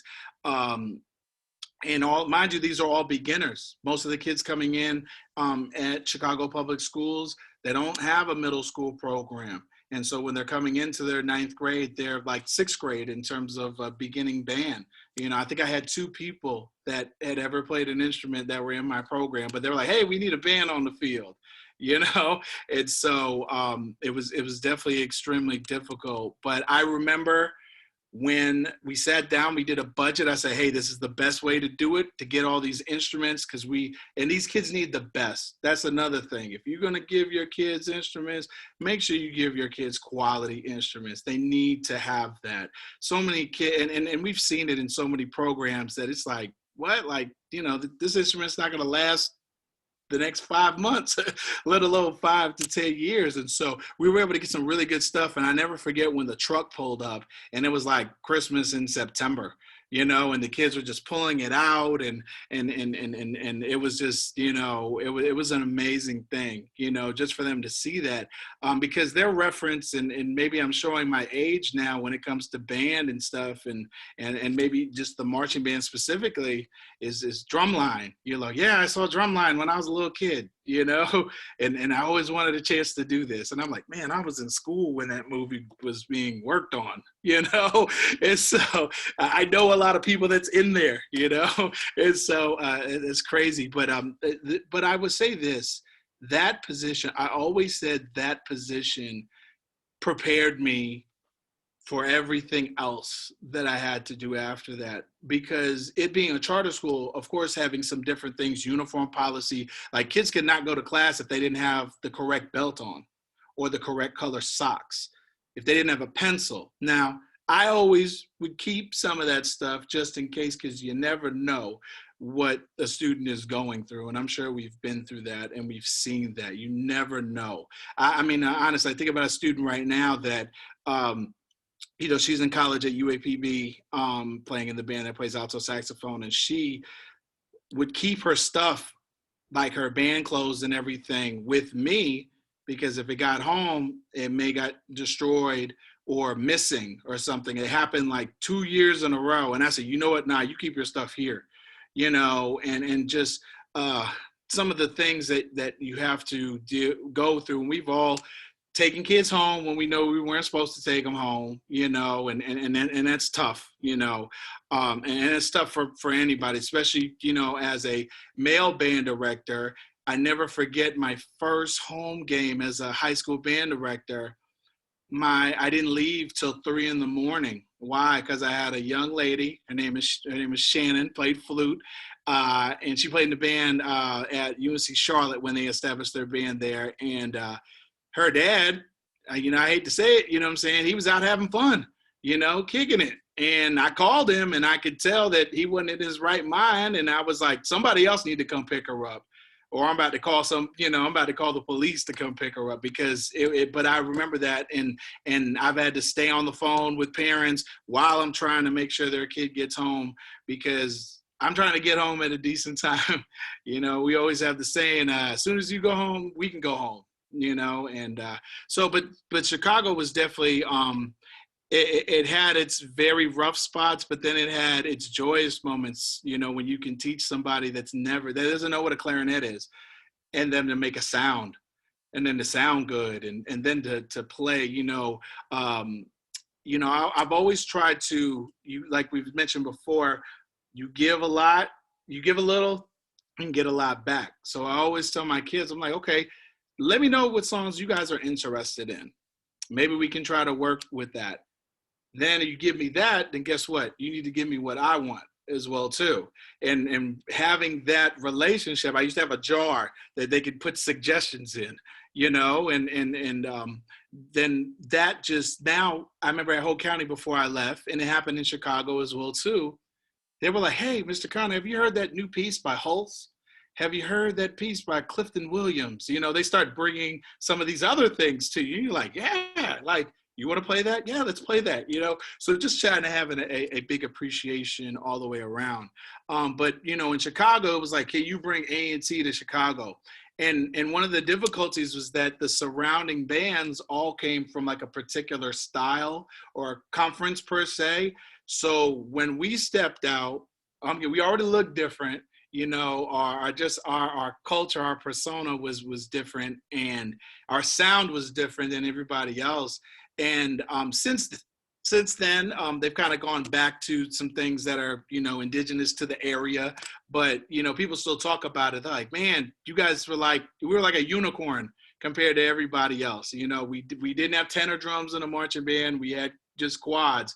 We had tonal bass drums. Nobody else had those. You know, a lot of the cadences and things that we were playing in the marching band were all from the South. You know, we're really from North Carolina and Virginia, you know, and they were like, hey, this is different. This is cool. And so it had its rewards. But it also has its difficulties. I say this and I was kind of just in my mind, just kind of going back. I say that on the cusp, you know, I'm actually in Chicago right now, planning to attend one of my former students' funeral on Saturday. And then this student, I put the tuba in his hand, you know, it's a surreal, and he was at TSU, you know, to be in the band and to play tuba in the band there. And I never forget just calling him and others like, hey, what are you doing? You know, you got to get on the bus. You got to get to school. You got to get here. Do you need this? Do you need this? Like, just kind of getting them out the city, because it's crazy. For $1.50, you can take the bus from one side of the city to the next, but you'd be surprised of how many kids have never left their neighborhood. I took the kids to Orchestra Hall to see not only all of the beautiful symphonic bands that were there. It was a free ticket, mind you, at Orchestra Hall a few years ago.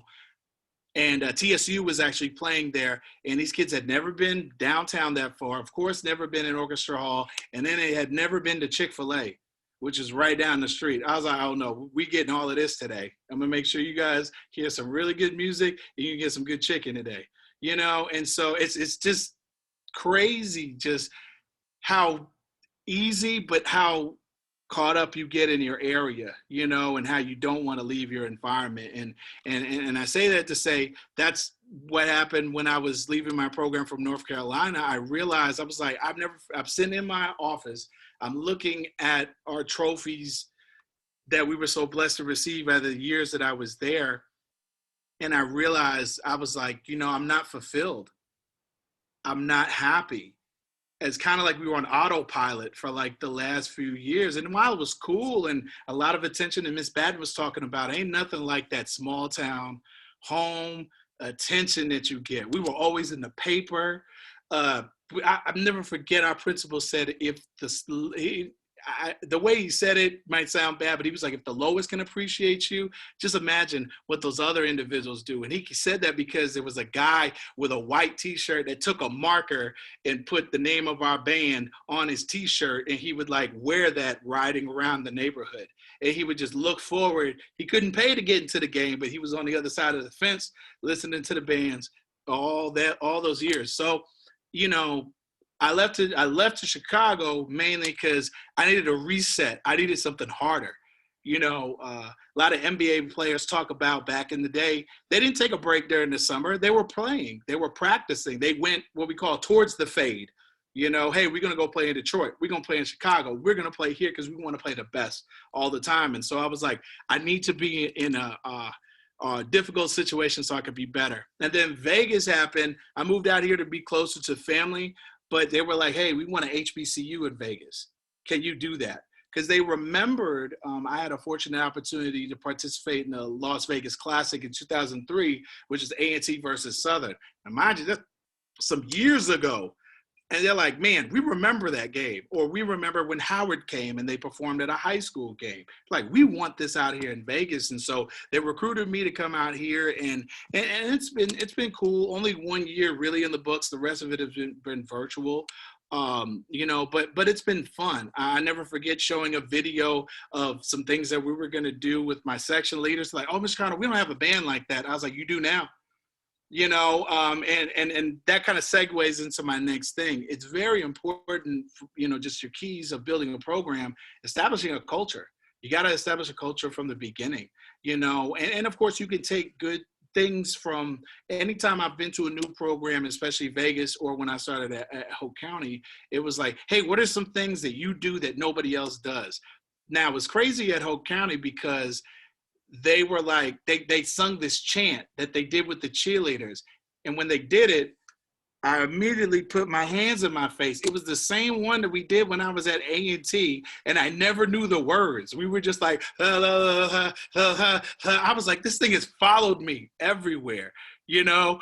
And I was like, okay, we're going to do that. And so it was called Bucktown Anthem. So it became a tradition that every last home game, we would bring the seniors down onto the track, and then they would do Buck Anthem for one last time, you know? And so that's a tradition that's still going on today.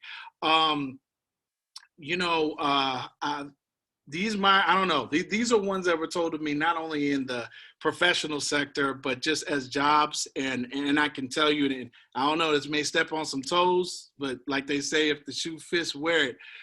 Never get your honey where you make your money. Again, never get your honey where you make your money.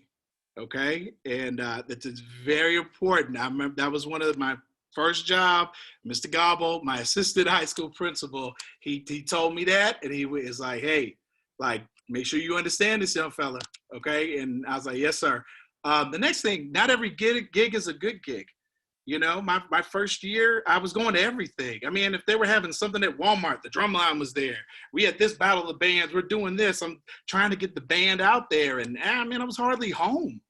You know, I was hardly home. I was in my band. I mean, my kids have pictures of me sleeping at my desk. You know, like one of them looks like I'm in a coffin. You know, I'm just dead to the world. And all the kids got around me and took a selfie, you know. And I was just so tired, burning the candle at both ends, you know. A lot of times we look at our band directors, rest in peace, Dr. Johnny B. Hodge at North Carolina A&T, as Superman, you know. But I never forget when he retired, you know, and I was his lower brass student. And he was like, I was like, Doc, why are you leaving me? I came here because of you. And he was like, Charles, my wife needs me, you know. He was like, I've been here for 22 years. He's like, my wife needs me. She needs some time. And I didn't understand it till I got older, you know, but it makes perfect sense. Let's see. I said establishing a culture within your program, the school, and the community. Your community, like, you got to understand, like, the rich history and tradition of bands, our military bands, but our community bands. That's what we're for. That's what we're there for. It's for the community. It ain't for a trophy. It ain't for clout. It ain't for, this attention, so-called attention that we get, because that fades away.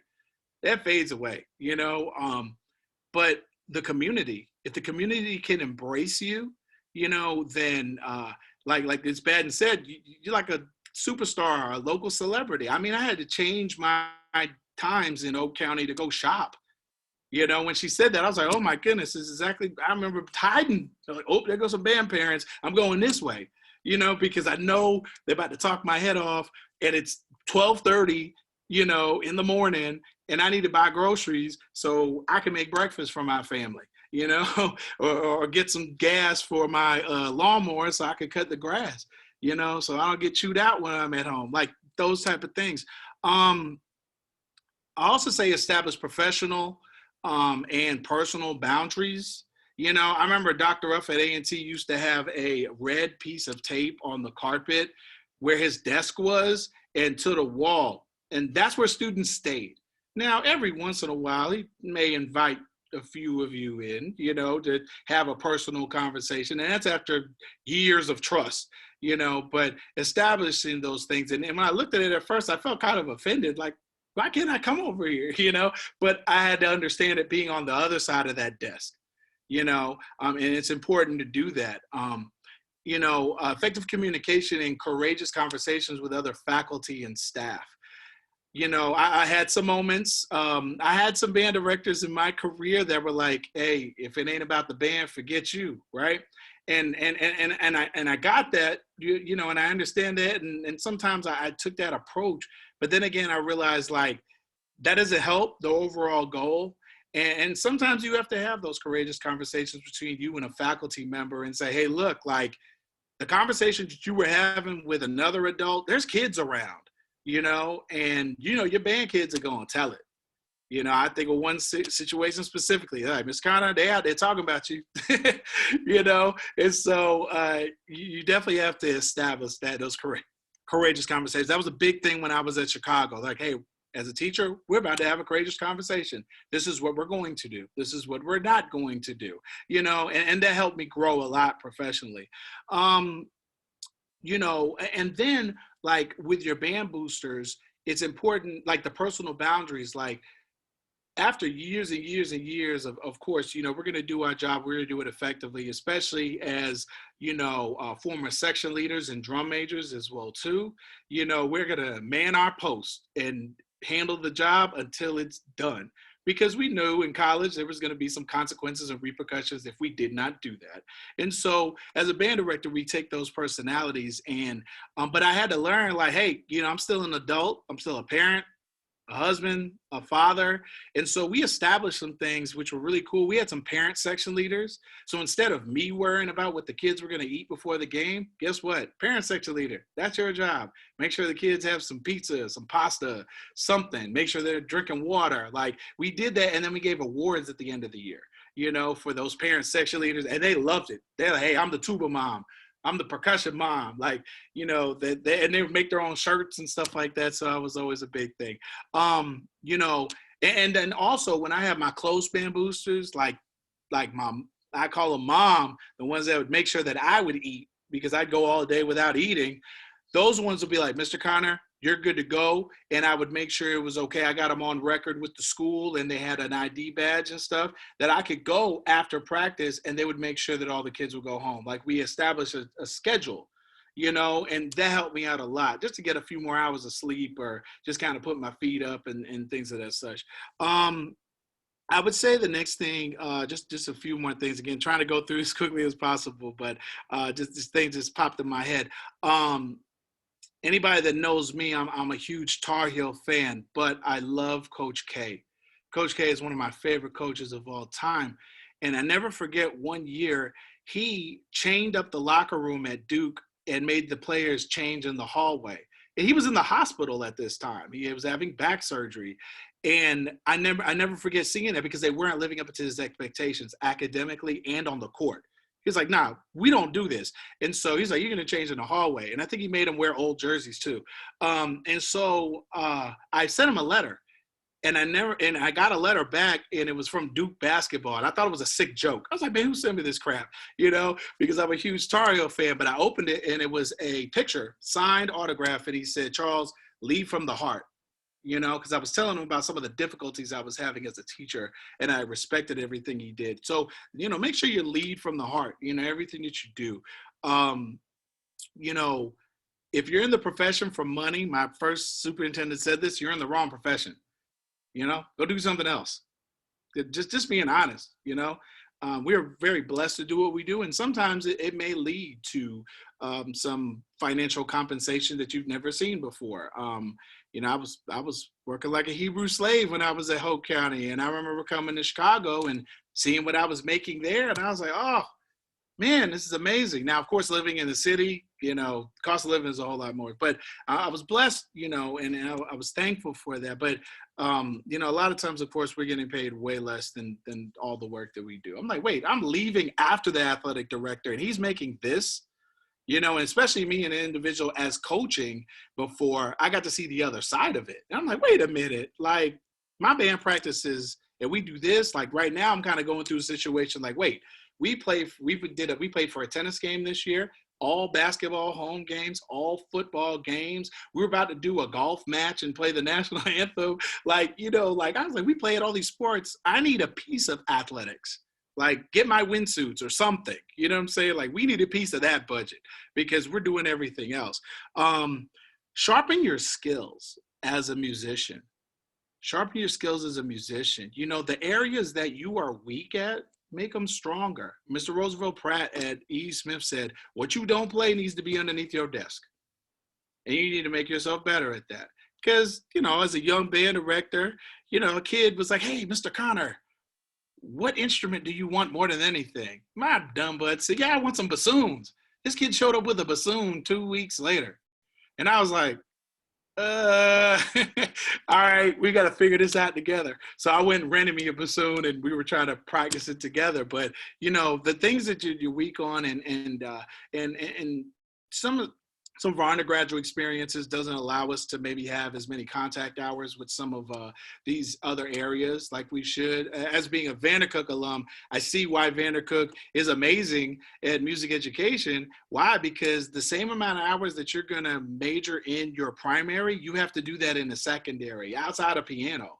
In a different area. So trombone, okay, then next saxophone. And you're doing applied just like that with it. So that's why, but everybody comes out of there, they're like monsters, on both sides of it because the contact hours. And so it's important to sharpen those skills. Not as a musician, conductor, and also a listener as well too. Somebody told me you got to listen 10 times more than you play.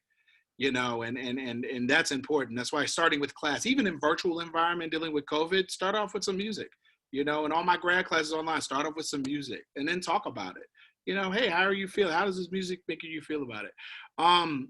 Some of the ways that you can sharpen that is community bands. When I was in Chicago, I got to play with the Chicago State under Roxanne Stevenson, and she invited me to play with her bands. And I look forward to that every week. Oh my God, it was so good. It was so fun. Maybe better, I got to be in that small fish in a big pond because these guys were all like NIU and Vandercook alums and retired band directors. And these guys were smoking, and I was just like, all right, let me get my stuff together so I'm not drowning, and holding this ensemble back. But it's a great thing. Conductor clinics, that's like my thing. I love conductor clinics. It's kind of like being on an island by yourself and you have these legendary composers poking and prodding at you. But, oh my goodness, it's such a surreal feeling, especially as I'm just going to be honest, as a HBCU alum and you go to some of these other schools and they're like, hey, and sometimes they can be good experiences. They can be bad. Fortunately, I've had some good ones. I've seen some bad ones. And they're like, oh, what school did you go to? You might want to go back, or then the other time, hey, what school did you go to? I remember I was at UNCG. Hey, what school did you go to? I went down the street. Oh, really? And so, yeah, there's a whole story with that. But if you want to ask, I can tell you about that moment. But score study as well, too. Score study, reading these scores, analyzing, color pencils, all that stuff. Like just getting into the the nooks and crannies of these things. Pursue additional education opportunities, grad school. I waited too long for grad school. And then when I got into it, I was like, oh my goodness, like, man, I haven't written a term paper in 10 years or so. You know, I've really felt behind, but it really helped me get better and just open my mind to a whole different side of things.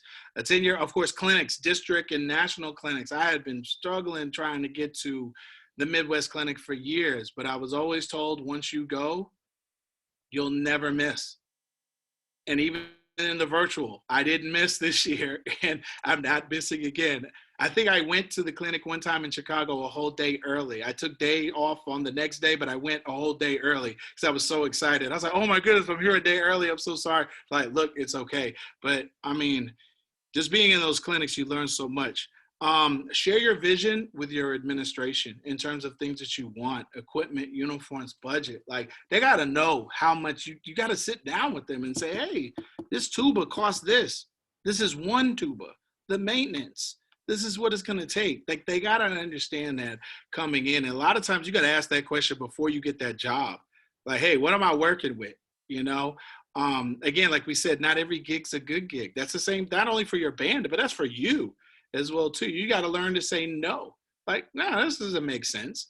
You know, be authentic, be yourself. You know, don't be afraid to be yourself. One thing that people can say that are indicative of my band programs is that they're going to have a lot of energy, you know, and they're going to have a lot of pride. I never forget having an administrator say, man, the band walks around with more pride than the football team. I was like, you doggone right. You know, it's the band, you know, and that's just what I've always established. And as a family, I mean, again, I'm here in Chicago for unfortunate circumstances, but tomorrow my kids have actually set up like a bowling night. You know, I didn't even do that. My kids did it themselves because they're like, hey, like, we got to get together, you know, and so establishing that, and band's always been family to me. And so establishing that in your program is important. Don't be afraid to step outside the box, or I say build your own box, okay? Do your own thing, you know what I'm saying? Build your own box, build your own table. We ain't gotta have a seat at the table with everybody else. Build your own table and invite who you want around it. You know, I just think it's just so important to do that.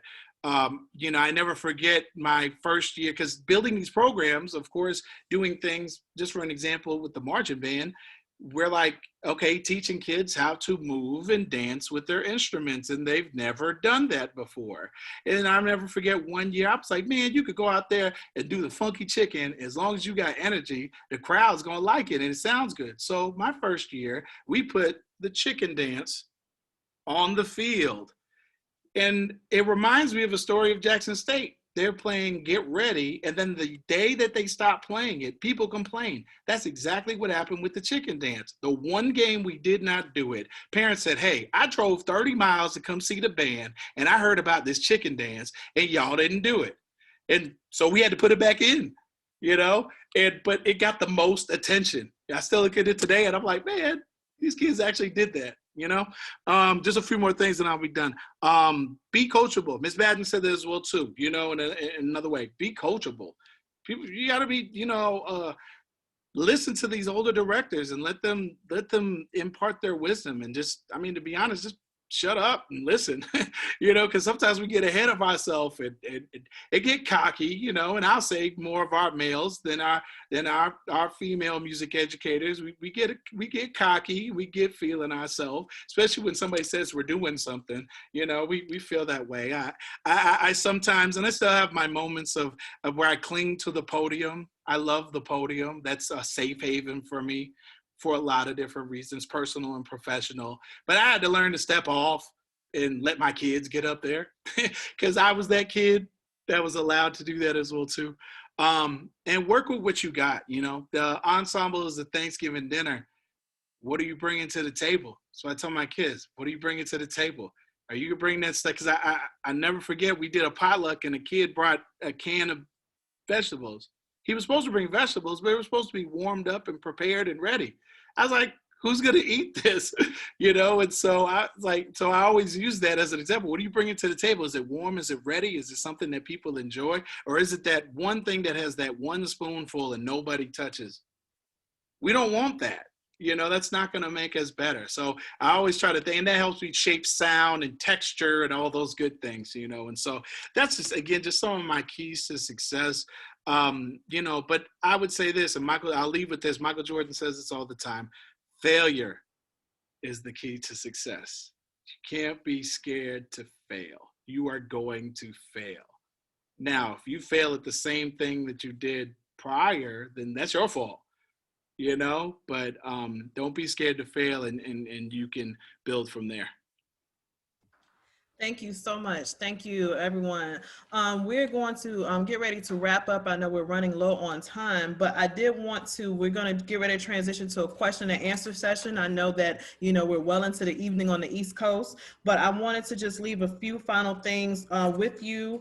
For those of you who are rebuilding programs that are coming back from a period of dormancy, meaning they haven't been in existence for a while. The key thing is to make sure, like everyone has said, to have a vision, but you're going to need to talk with your administrators early to get a realistic expectation of what their goals are for you, what their goals are for the program, and then share your goals and your expectations and how you plan to get there, and see what's missing. Like, this is where we are, this is where we want to be, and this is how we're going to close the gap. That is a key to having dormancy, because you're almost winning back the trust. You're winning back the trust of the administration that they're going to pour money into you, whether it's band or choir. Usually they're more apt to bring a choir back than a band, because band programs or instrumental programs are so expensive, but you want to show them why it's going to be worth their investment. Then you have to win over the teachers in your school and the students in your school as to why this program is coming back after so many years. And then, like Ms. Batten said, you have to win over your community, because they've been so adjusted to not having this in their area that when you bring it back, you can't be half-stepping. You have to be organized, you have to have a plan, and you have to make sure that what you put out is a quality product. You don't want to ever be the buzz of the town and say, hey, well, this was a waste of time, or was better off not having it. So when you're bringing back a program that has been dormant, it is very important to be clear and concise and build gradually. A program that has been dormant is not going to spring up overnight, because it's been dormant for so long, and maybe for good reason. If you're building a program or you're coming into a reform program following the last directives, the one thing that you don't ever want to do, regardless of how you feel about a person, you may not even know the person, you never want to be negative or bring up anything about the old regime or the old administration that was there, whether it's an old principal, an old band director, an old choir director, because you're not, again, you're not comparing yourself. Dr. Payton said this, you're not comparing yourself to them, you're not trying to fill anyone's shoes, you're not trying to correct the wrongs they've done. There's no such thing as the wrongs they've done. Even if they were an ineffective teacher, it is your job to take what you've inherited and make the best of it and put your own stamp on it. So you never want to speak ill of the person that you are replacing. One, that's shooting yourself in the foot, and it is detrimental to your career, because the band and choir fraternity is so small that you never know who you are discussing. It could be a relative of someone in your program. It could be a key stakeholder that they were just doing the band or choir thing for fun, and they could really have a bigger stake in that community. So you never know. One thing we didn't touch on or we didn't address is that what do you do when you are taking over a program or replacing the program when the person you're replacing does not leave the district? That means they become the principal of your school, or they went to a middle school in your school, or they're just lingering around the district. What do you do? How do you survive knowing that every time you do one thing wrong, somebody's going to run back and they have their ear, oh man, you should have heard what she did. She tried to do this. She changed it. She changed the fight song. That's not how we did the kick down. Mind you, I'm speaking from experience, because I encountered all of this at some point in my career. So you have to really think about, what do you do if your former band director is now your administrator? If they were in your interview, the person that you're replacing, especially if the person you're replacing was fired and they're in the interview because they're on the search committee to find their replacement. So one, they're salty. And two, you have to be very careful and very, very strategic about what you're saying, because they can try to sabotage your interview. A lot of times, especially in higher ed, sometimes you have to realize when you're interviewing for a job that's really available to you, and when you're interviewing for a job just out of formality. because they've already picked the person that they want for that position. So you have to just really be strategic, and you have to, sometimes an interview is for a learning experience. It's not for you to get that position. It may be for you to sharpen your skills in your current position. If you are looking at transferring, I know Mr. Connor mentioned sometimes you have to know when to move on. One, you have to be careful who you talk to, because you may have interviewed for some positions and you may not want it broadcast yet. So you have to keep your moves, as you know, is that old cliche that they say they use it in the rap and hip hop world, move in silence. Bad boys move in silence, or whatever they say. That's a true mantra to have. You don't ever want anyone to know your move until you're absolutely sure. But beyond that, you don't want to open a new chapter until the previous chapter is closed. You want to make sure that you're not setting yourself up for failure, where you interview for a position, it gets out, the rumor gets out that you're leaving, and now you've shut the door on the position that you have and you're stuck in the middle. So always make sure that you're very strategic, that you have a vision, that you clearly communicate what it is you need to communicate. And I think Mr. Connor said it best. You never want to burn any bridges by things you say or your actions, because again, you never know when you have to go back across that same bridge. You may have to go back to that position for 1, 2, 5 more years, or you may need someone in that current position to vouch for your character and your qualifications for the position you're going to. So always make sure that you are not burning bridges, but that you're still, that you still remain tactful and that you remain professional in all situations. I'm going to open it up for a few questions. We have about 5 minutes. I didn't want to go too far over time, but feel free to unmute yourself or feel free to type your question in the chat. If you have any questions for myself or any of our panelists today, we could talk for hours and hours on these subjects, but we just wanted to give you some nuggets that you could take with you now to kind of shift your mindset and give a paradigm shift to some things you may have experienced, and just think of it or see it through a new lens. So any questions? I tell you what, to do this in an organized manner, use the raise your hand button. If you don't see it, if you click on participants, you should have the option to raise your hand.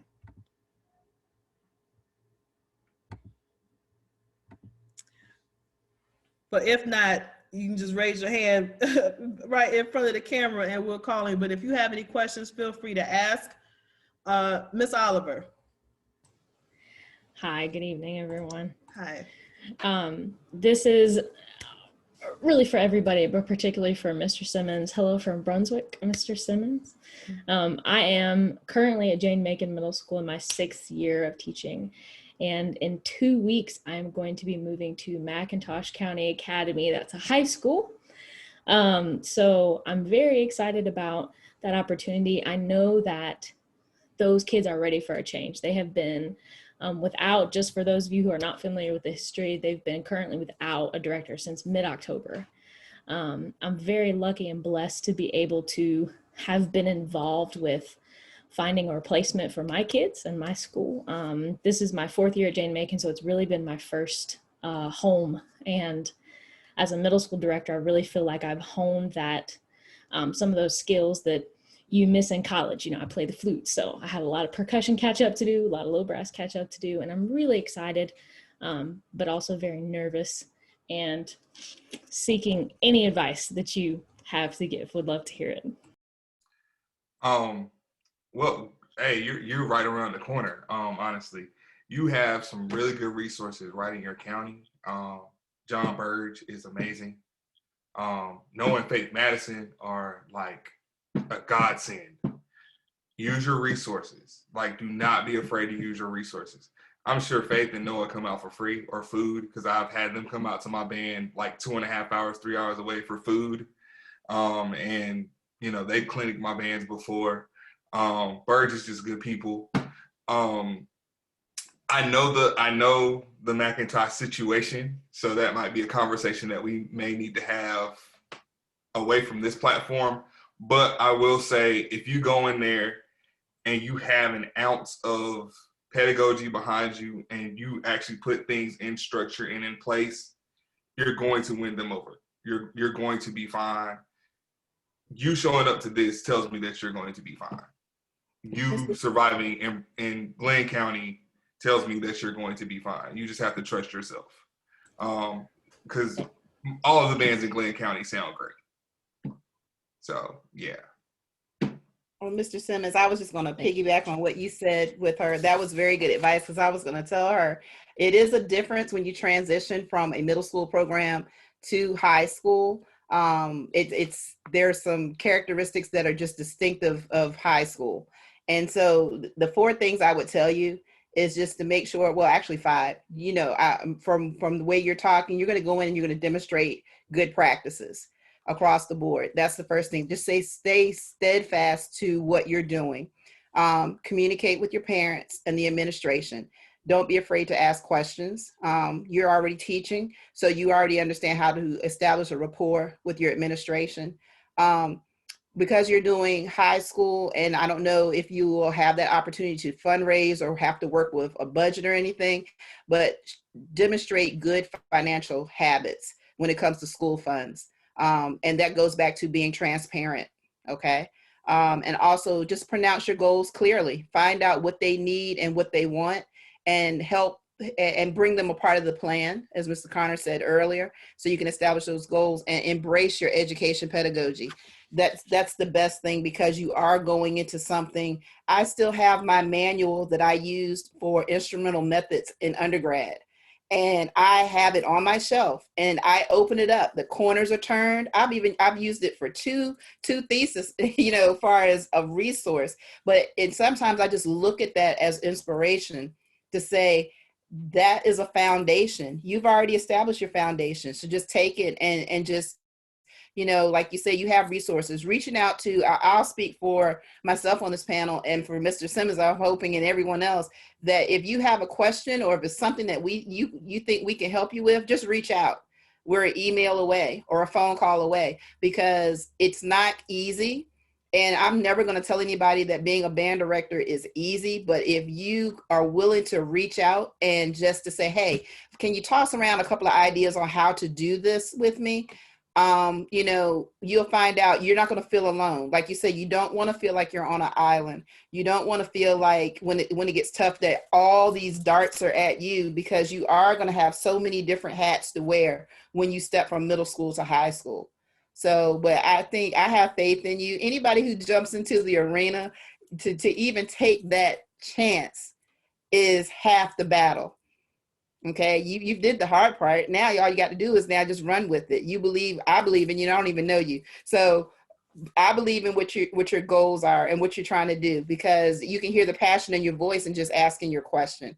And so, just take those points, but please feel free to reach out, email, text, call, whatever you have to do. And I'm pretty sure this panel will be there for you. Indeed. Thank you. Thank you. And we put most of our emails in there. Ms. Batten, if you would throw your email into the chat. I was trying to keep them all from memory, but I forgot the last part of yours. Okay, we have a question from Mr. Blanding.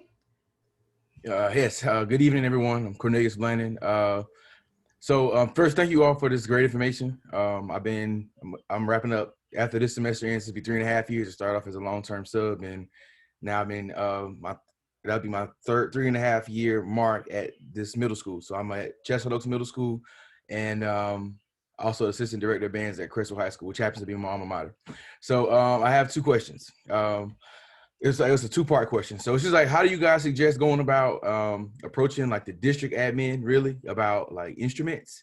Because like the part where you talked about getting quality instruments for the kids, I mean, I just remember like, especially at the high school, being at the high school, I remember the quality instruments that we had that my former director gave us, and it's like those are still there and they were not taken care of.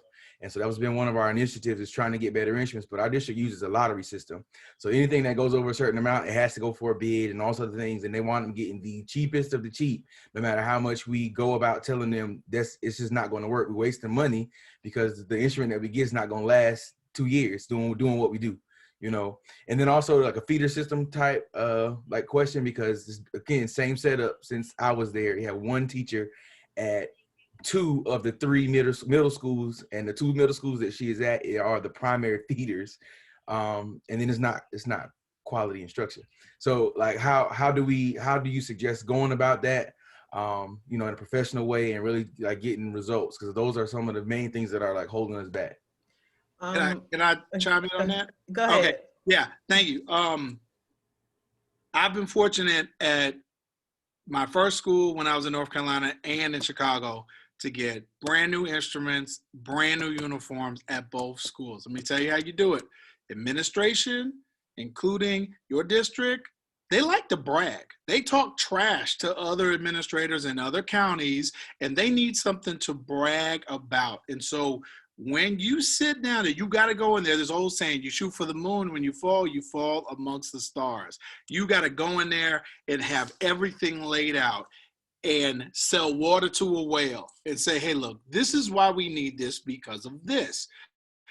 Also, you find that other county that has that. But like, wait a minute, you're saying that their kids are more important than our kids? You know, and I'm telling you, it will strike a chord. There may be a few individuals that, you know what I'm saying, may look at that and may not appreciate that as much, but I'm telling you, you talk to the right individual, then that's going to be in their head. Because I'm going to tell you, for the years that I had a huge program at Hope County High School, we didn't have uniforms, you know, we wore uniforms for a little bit. We were in windsuits and t-shirts to everything. And I had to put it out there in the paper. You know, somebody asked, hey, who was that big red band when we won the parade at North Carolina A&T? And I told him, I was like, we don't have money to get a banner. Now, my superintendent was hot. Now, he's an Aggie as well, too, stayed in Scott B in the 70s, you know, and we had a man-to-man conversation. But I was like, sir, I was like, I've asked for a banner since day one, and I haven't got it, you know, and it may have been kind of crazy. Could have possibly cost my job, but it was for my kids, you know, and that was something I was going to say later. If you make every decision in the best interest of your students, you will never make a wrong decision. But you got to truly be the best interest. So with that, and then what was the second part of your question? I'm sorry, what was that again? Because I had something for that. The feeder program. Oh, feeder. Okay. When I was at Hope County, we did this thing called the Early Acceptance Program. I had so many middle school kids that were hanging around my band. I was like, oh, French horn, trumpet, tuba, percussion. Guess what? I think 5 out of those middle school kids are now band directors. One of them is Brian Flippin, that's graduating from Fayetteville State University, is going on to his master's. Another one is Ryan Smith, that's going into his master's, another Fayetteville State alum. And in fact, he's about to start back and teach back at his middle school, if I'm not mistaken, in Hope County, you know? And so he's there. That's right. And Brian Flippin is doing his student teaching this semester. Student teaching, yep. And so, you know, those kids, I had them in 7th grade.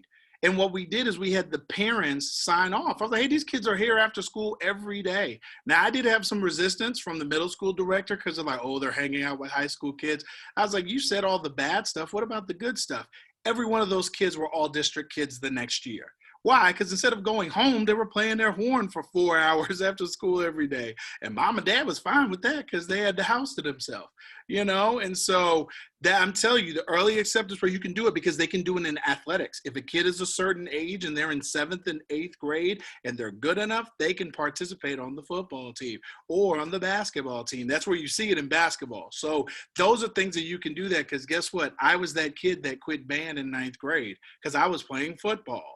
I was that kid, but it took me moving to another state and to get into band and then fall in love with it all over again, you know? And so that time period from 8th grade to 9th grade is precious. You know, sometimes we don't do enough as high schools to get these kids in and to hook them in. And if you can do that and get them playing your ensemble, guess what? You got them for a long time. And by the time they're seniors, man, you don't have to do anything. You know, they know how to run the program. So that's my advice with that. You got to sell water to a whale, but you got to let them know why it's important. It's the reason why Lexus is a great dealership or BMW or Ferrari. It's a brand, you know, but there's reasons behind it. And so, you know, you definitely have to go in there with that stuff ready. But hey, we're ready to purchase right now. Consumer does great pitches and they'll help you with that. I'm gonna give you a couple more things. Unlike Ms. Batten, I had an undergrad band director, Dr. Jerome Reed now, who was a master politician. So, and I had the wonderful chance of being one of his drum majors because we used to get to sit in on meetings in the admin department and in the music department. The one thing I will say, learning that is if you have the right person complain to the right people, stuff happens. So, like if you have that parent that's always complaining about why the band look like this. okay, you can say, hey, well, can you please send this email to, or have this conversation with, and then you'll start to get those emails and phone calls from those right people. And then you'll start seeing the ball moving. And then also, like Chuck said, make sure you have it written down. Make sure you have it on paper. Make sure you have it. You know, you have those learners that want to hear it. You have those learners that want to see it, and then you have those learners that want to hear it, see it, and feel it. So you got to have all of those things. And some people need charts. Some people need graphs. Some people you can write prose. Some people you can write a PowerPoint. When I submitted stuff for Brooks because we need uniforms and instruments. I say we need instruments because if not, then I won't have anything to teach the kids. And we're just gonna sit in here and look at each other, and you're gonna pay me X amount of dollars, and we're gonna sit in here and look at each other. And we needed uniforms because the uniforms were just old and outdated, had nothing school related on it. And I was like, we go somewhere, nobody knows who we are.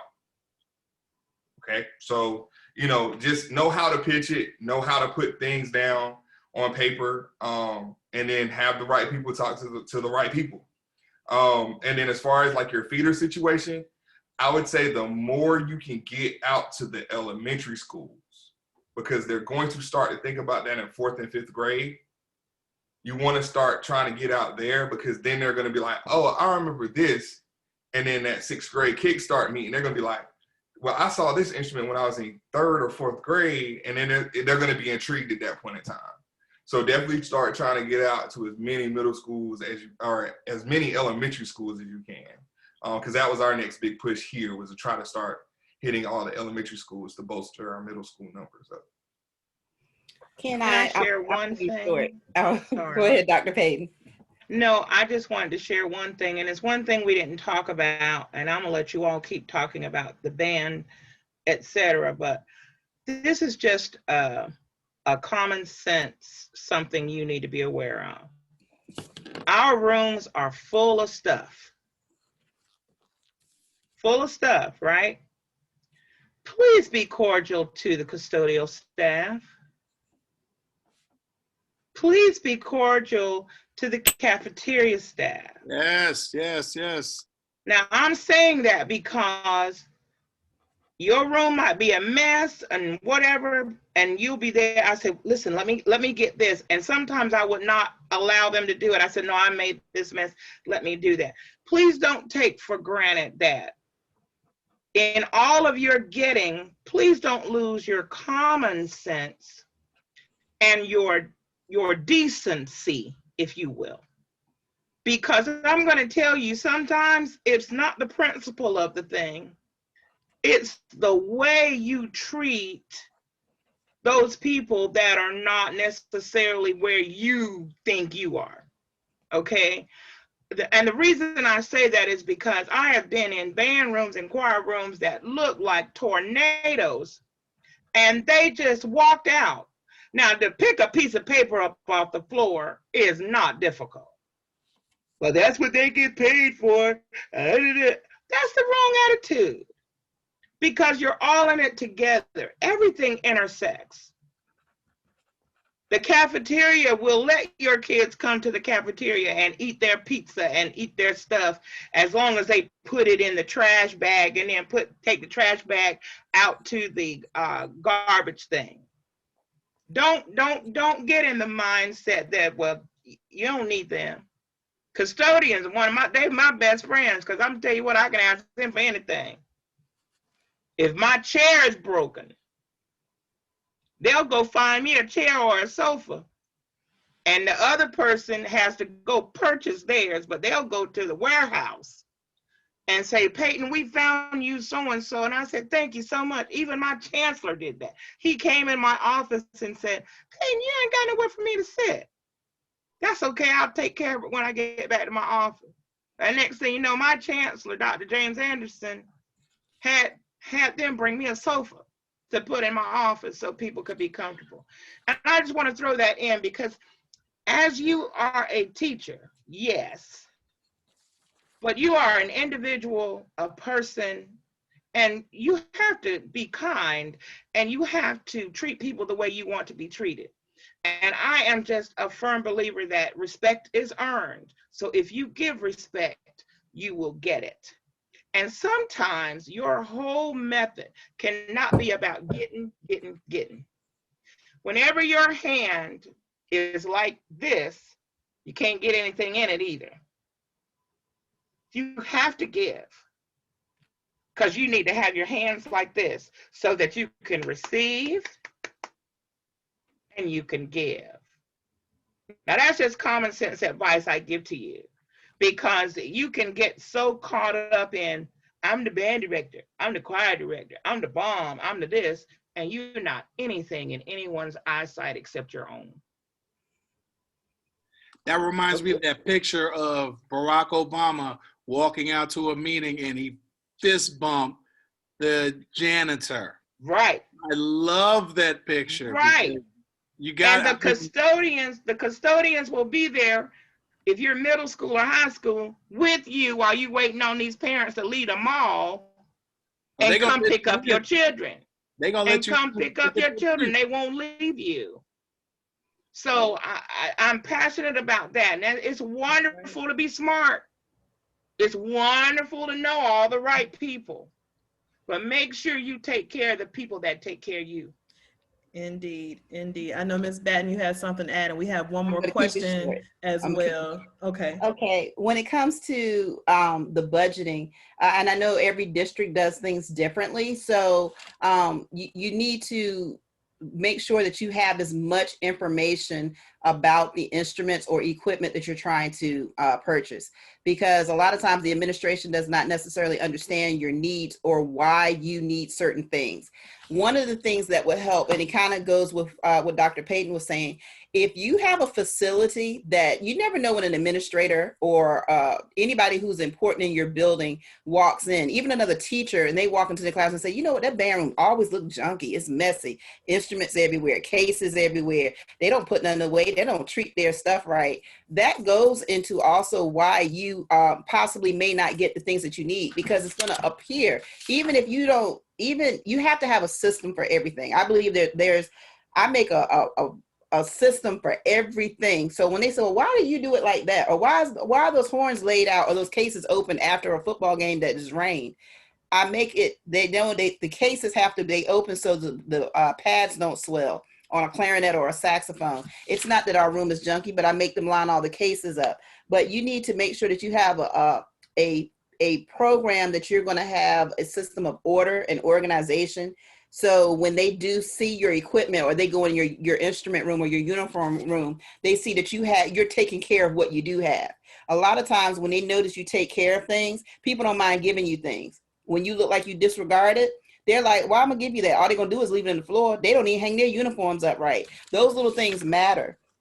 Also too, just a suggestion, if you have a community where you have a lot of musicians that have been there over the years, you'll find that a lot of times people who stop playing keep those instruments and they're in their closets and stuff. You can do some kind of rally to ask your community to donate instruments that they don't want anymore to your program. And to be honest with you, the older the instrument is, usually the better quality it is, instead of the stuff that's kind of being made now. When it comes to your middle school, your feeder programs. Now, I'm fortunate enough to be my own feeder. Yes, I'm tired, but I do know my kids. If you have other teachers that are feeding into your program, what I would suggest to you is you need to develop a relationship with them and constantly communicate with them. And you're not going to see instant results. It takes time for students to believe and get to know another teacher, especially in music, especially if they've been doing something a certain way. Even in chorus, if they were singing with Mr. Such and Such for all these years and they get to you, they were like, well, we didn't do that, we sung this. And you're going to hear those things. But if you all of a sudden show your face at their performances, you show your face when they have auditions, volunteer at their school. And I know when we say volunteer, that means we got to give up some more time. If you want a thriving program, you got to give up some time. You got to go volunteer with the younger kids. You got to go to their activities. And then when they see you, aren't you the band director? Aren't you the music teacher at this school? They start having that conversation with you and you learn their name. You learn names. or say, oh, well, aren't you, your brother was in the band, or your aunt, my mama was in the band. They're gonna tell you every family member that was in the band. You got to remember that stuff. You might not remember every detail. I'm gonna tell you, I'm bad at names, but I can tell something about that kid. Hey, we talked at that game. I saw you at the game. When they come and they sit across from the band or beside the band, those are the things that you have to remember that's going to help you build your program. But get to know those elementary and middle school music teachers and come up with a way that you have to go to their classrooms at one point, or you do a workshop. Little things that don't cost you anything is just to say, hey, let me come volunteer and help you out. You're not trying to take over, but team teaching. Band directors have a tendency not to team teach because we want that, be in control of our entity. But the reality is this: for me to have my own entity, I got to go help somebody else. So those students will bridge right into my program. So open up those lines of communication. Indeed, indeed. Ms. Pickett, did you still have a question, or was it answered? I think it was answered from what I heard, but my question was, because I teach at 2 middle schools. I'm split between 2 middle schools. I'm in Duplin County. Oh, wow. And, yeah. And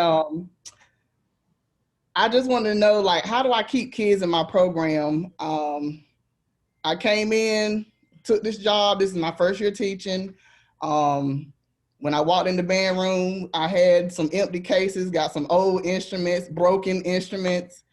I got kids that are dropping out because they can't afford to, or their parents can't afford to pay music and arts, to rent the instruments. And I wanted to know some good ways to recruit, because I only have, at one school, I only have one class that's 8th grade. And because of the scheduling, I will only have 2 bands there. And at the other school, I have all 3 grades. So I'm just trying to figure out some ways to build this program up. And if you know anything about this, real rule. Of course, yeah. I used to be at University of Mount Olive. I taught there before they did the reduction in force thing. But one thing I will say, as far as the kids, you're definitely building for the future. It's been a kind of a revolving door, just because of budgets and things in that area. But what I will say, and a couple of the panelists said it earlier, you're going to have to meet the kids in the relevancy of where they are. So you may have to use a lot of technology. You may have to use video game references to kind of keep them interested. You may want to find literature or repertoire that may be cool for them, even if you can't teach it now. Start with something, hey, this is something we're trying to work towards, or what do you think about this song? I think, I forgot which panelist said it, but start your classroom sessions with music. Get them listening to different types of music that they might find cool. They may have some type of reference to it where they've heard it on a commercial, they've heard it on their favorite movie, something like the Avengers or something like that. Just something to kind of hook the kids in, but also meet them in their space. They're on YouTube and Instagram and stuff now, so you may have to meet them in the R&B space. You may have to meet them, in the hip hop space, just to be able to use these lessons to teach and build. But get them involved and have them, even at a young age in middle school, have them feel like they have ownership of the program, and kind of train them to be recruiters. Get them involved in music, get them to talk about parents or siblings or older relatives they may have had that have been in a band back in the day, that were either in high school band programs in Duplin County or went on to be in college. And at the same time, you're learning more about them. But get them to start talking about, hey, this is what I'd like to learn in the band program. You may want to do a virtual instrument petting zoo if you all are not face-to-face. Let them learn about the different sounds of the instruments and see different people at different levels playing those instruments. This is what a beginner sounds like playing this instrument. This is what someone in high school sounds like. This is what a college musician sounds like. These are college bands. I think if you can give them something to look forward to, then they're going to have a piqued interest and want to say, hey, they may act like they're not interested, but the next day they're going to be leaning on your every word. It's not going to happen overnight, especially in Duplin County. And Mr. Simmons, you know this all too well as well. It's not going to happen overnight, but I do feel that there is some support there from your community. A lot of the students in Duplin County have went on to perform in college bands. You have a lot of alumni who are from that area. You have a lot of band directors who are bred out of that area. So I would say kind of learn more about your community, learn more about where they went to school, and use those schools as references. So if they went to A&T, if they went to UNC Greensboro, if they went to Duke or NC State, kind of use those schools and their programs as references to get the kids hooked. But then think about the plan. What is your end game for the rest of this year between now and May or now and June? What is 3 things? Just pick 3. Don't try to pick a whole list. Find 3 goals that you want your students to accomplish by the end of the year. Do you want them to develop a better love for music? Do you want them to pick an instrument? Even if you don't get a chance to make a sound on the instrument until May, do you want them to at least say, hey, I want to play this instrument without feeling like you've coerced them into playing something? And then find one other goal, maybe one, not an academic goal right now. You want them to do well academically, but I wouldn't say push the theory on them right now. You should probably focus on pushing the love for music on them right now, and just the appreciation for music, because I think the biggest challenge that you're going to be facing is rebuilding trust and rebuilding the significance of why music is important over football in Duplin County. Duplin County, being that it's rural, a lot of those counties are athletics heavy, basketball and football. So you have to give them a reason to believe that music is just as important. I would love to talk with you more offline about this and just give you some pointers from just the brief time that I was there and recruiting, from when I was recruiting there from Elizabeth City and when I recruited there from University of Mount Olive. So my email address is in the chat. And I have yours as well. So I'll reach out to you and just share some other pointers offline to kind of help you get through the rest of this semester and prepare for your upcoming school year. But don't be discouraged. Don't be discouraged. I will say you at this point, just given what I think your demographic is, because I'm from like right there, Wayne County's crib. So I would really say you probably have a really good, especially with us having all this technology now. Think about like maybe doing a commercial or production type day with them and doing like some sound trap stuff one day and saying, okay, now that we've done this sound trap, you're going to play these Bach chorales or X, Y, and Z. So you give them out some cheese and then trap them. That's that. I mean, you got to think of it that way though.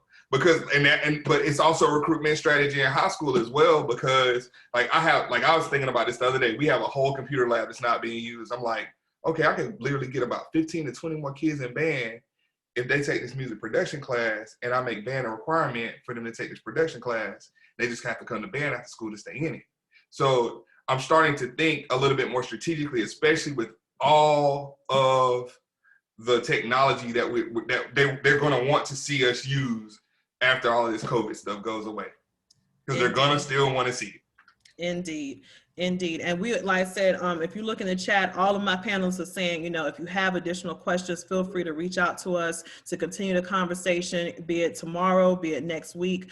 Do not feel like you're in this alone. You have some lifelong supporters here, and, different perspectives, different, years of experience, but everyone was, kind of saying some of the common things about things that you should do. I just want to take the time to thank all of my panelists for taking the time out of your schedule, for believing in my vision, to put this type of webinar on, and for taking time out to speak with our participants today. For my participants, I know that you're tired. I know you're worn out and zoomed out. So I thank you just for taking another Zoom call, just, especially in the middle of the school week. But hopefully this gave you something relevant to kind of recharge you for the week from the redundancy of virtual teaching and students not having their cameras on and, not logging in, and the assignments that students are still turning in from September, So I hope that you were able to find something that you could take away from today's webinar. This will be, it is recorded. You'll get this recording tomorrow, and it will be published later on. Each of you today will receive a certificate that you can use toward your CEU credits. I took, a lot of time to make sure that I was approved by every state in the country, that if you came to my workshop, you could use this towards continuing education. So you all will receive your certificates with my company's logo on it by next Friday. And then I keep all of your certificates on file for a period of 6 years, so that if you need to turn it in for your recertification, just let me know. But I'll keep it digitally forever. So just let me know if you need extra copies of it later on. So thank you all for attending. I hope that you all learned something that's valuable, and stay tuned for future webinars and events from myself and my panelists. Thank you all very much. Could you Yes. share the chat thread as well when you share the video? Because you remember you put the bullet points in there. Yes, I will share the chat thread. And the final thing I'll share tonight when you get a chance is my survey. Please take a moment and let us know how we did. You know, did we do well? Do we need to just wrap it up and never do it again? No, but just, you know, feel free to, you know, let us know how we did. And yes, everything that was in the chat, I will put it in a bullet form, in a digestible form for you to have, and I'll email that to you as well. So again, thank you all so much for your time, and you all have a blessed evening and enjoy the rest of your week. Have a great night. You too. You too. Thank you, panelists. Stay tuned, panelists. So check your messages in a few moments, panelists. And again, thank you for sacrificing your time today to just share all the great knowledge that you have. Thank you guys. It My was great. pleasure. Thank you. My Thank you. pleasure. Truly Yes, enjoyed it. Dr. This was Brock. wonderful. This was nice. Indeed. It And really was. Miss I Pickett, I'm going to enjoyed email it. you tomorrow. I enjoyed right. it. Indeed. Take care. Take care. Good night. Good night. All right.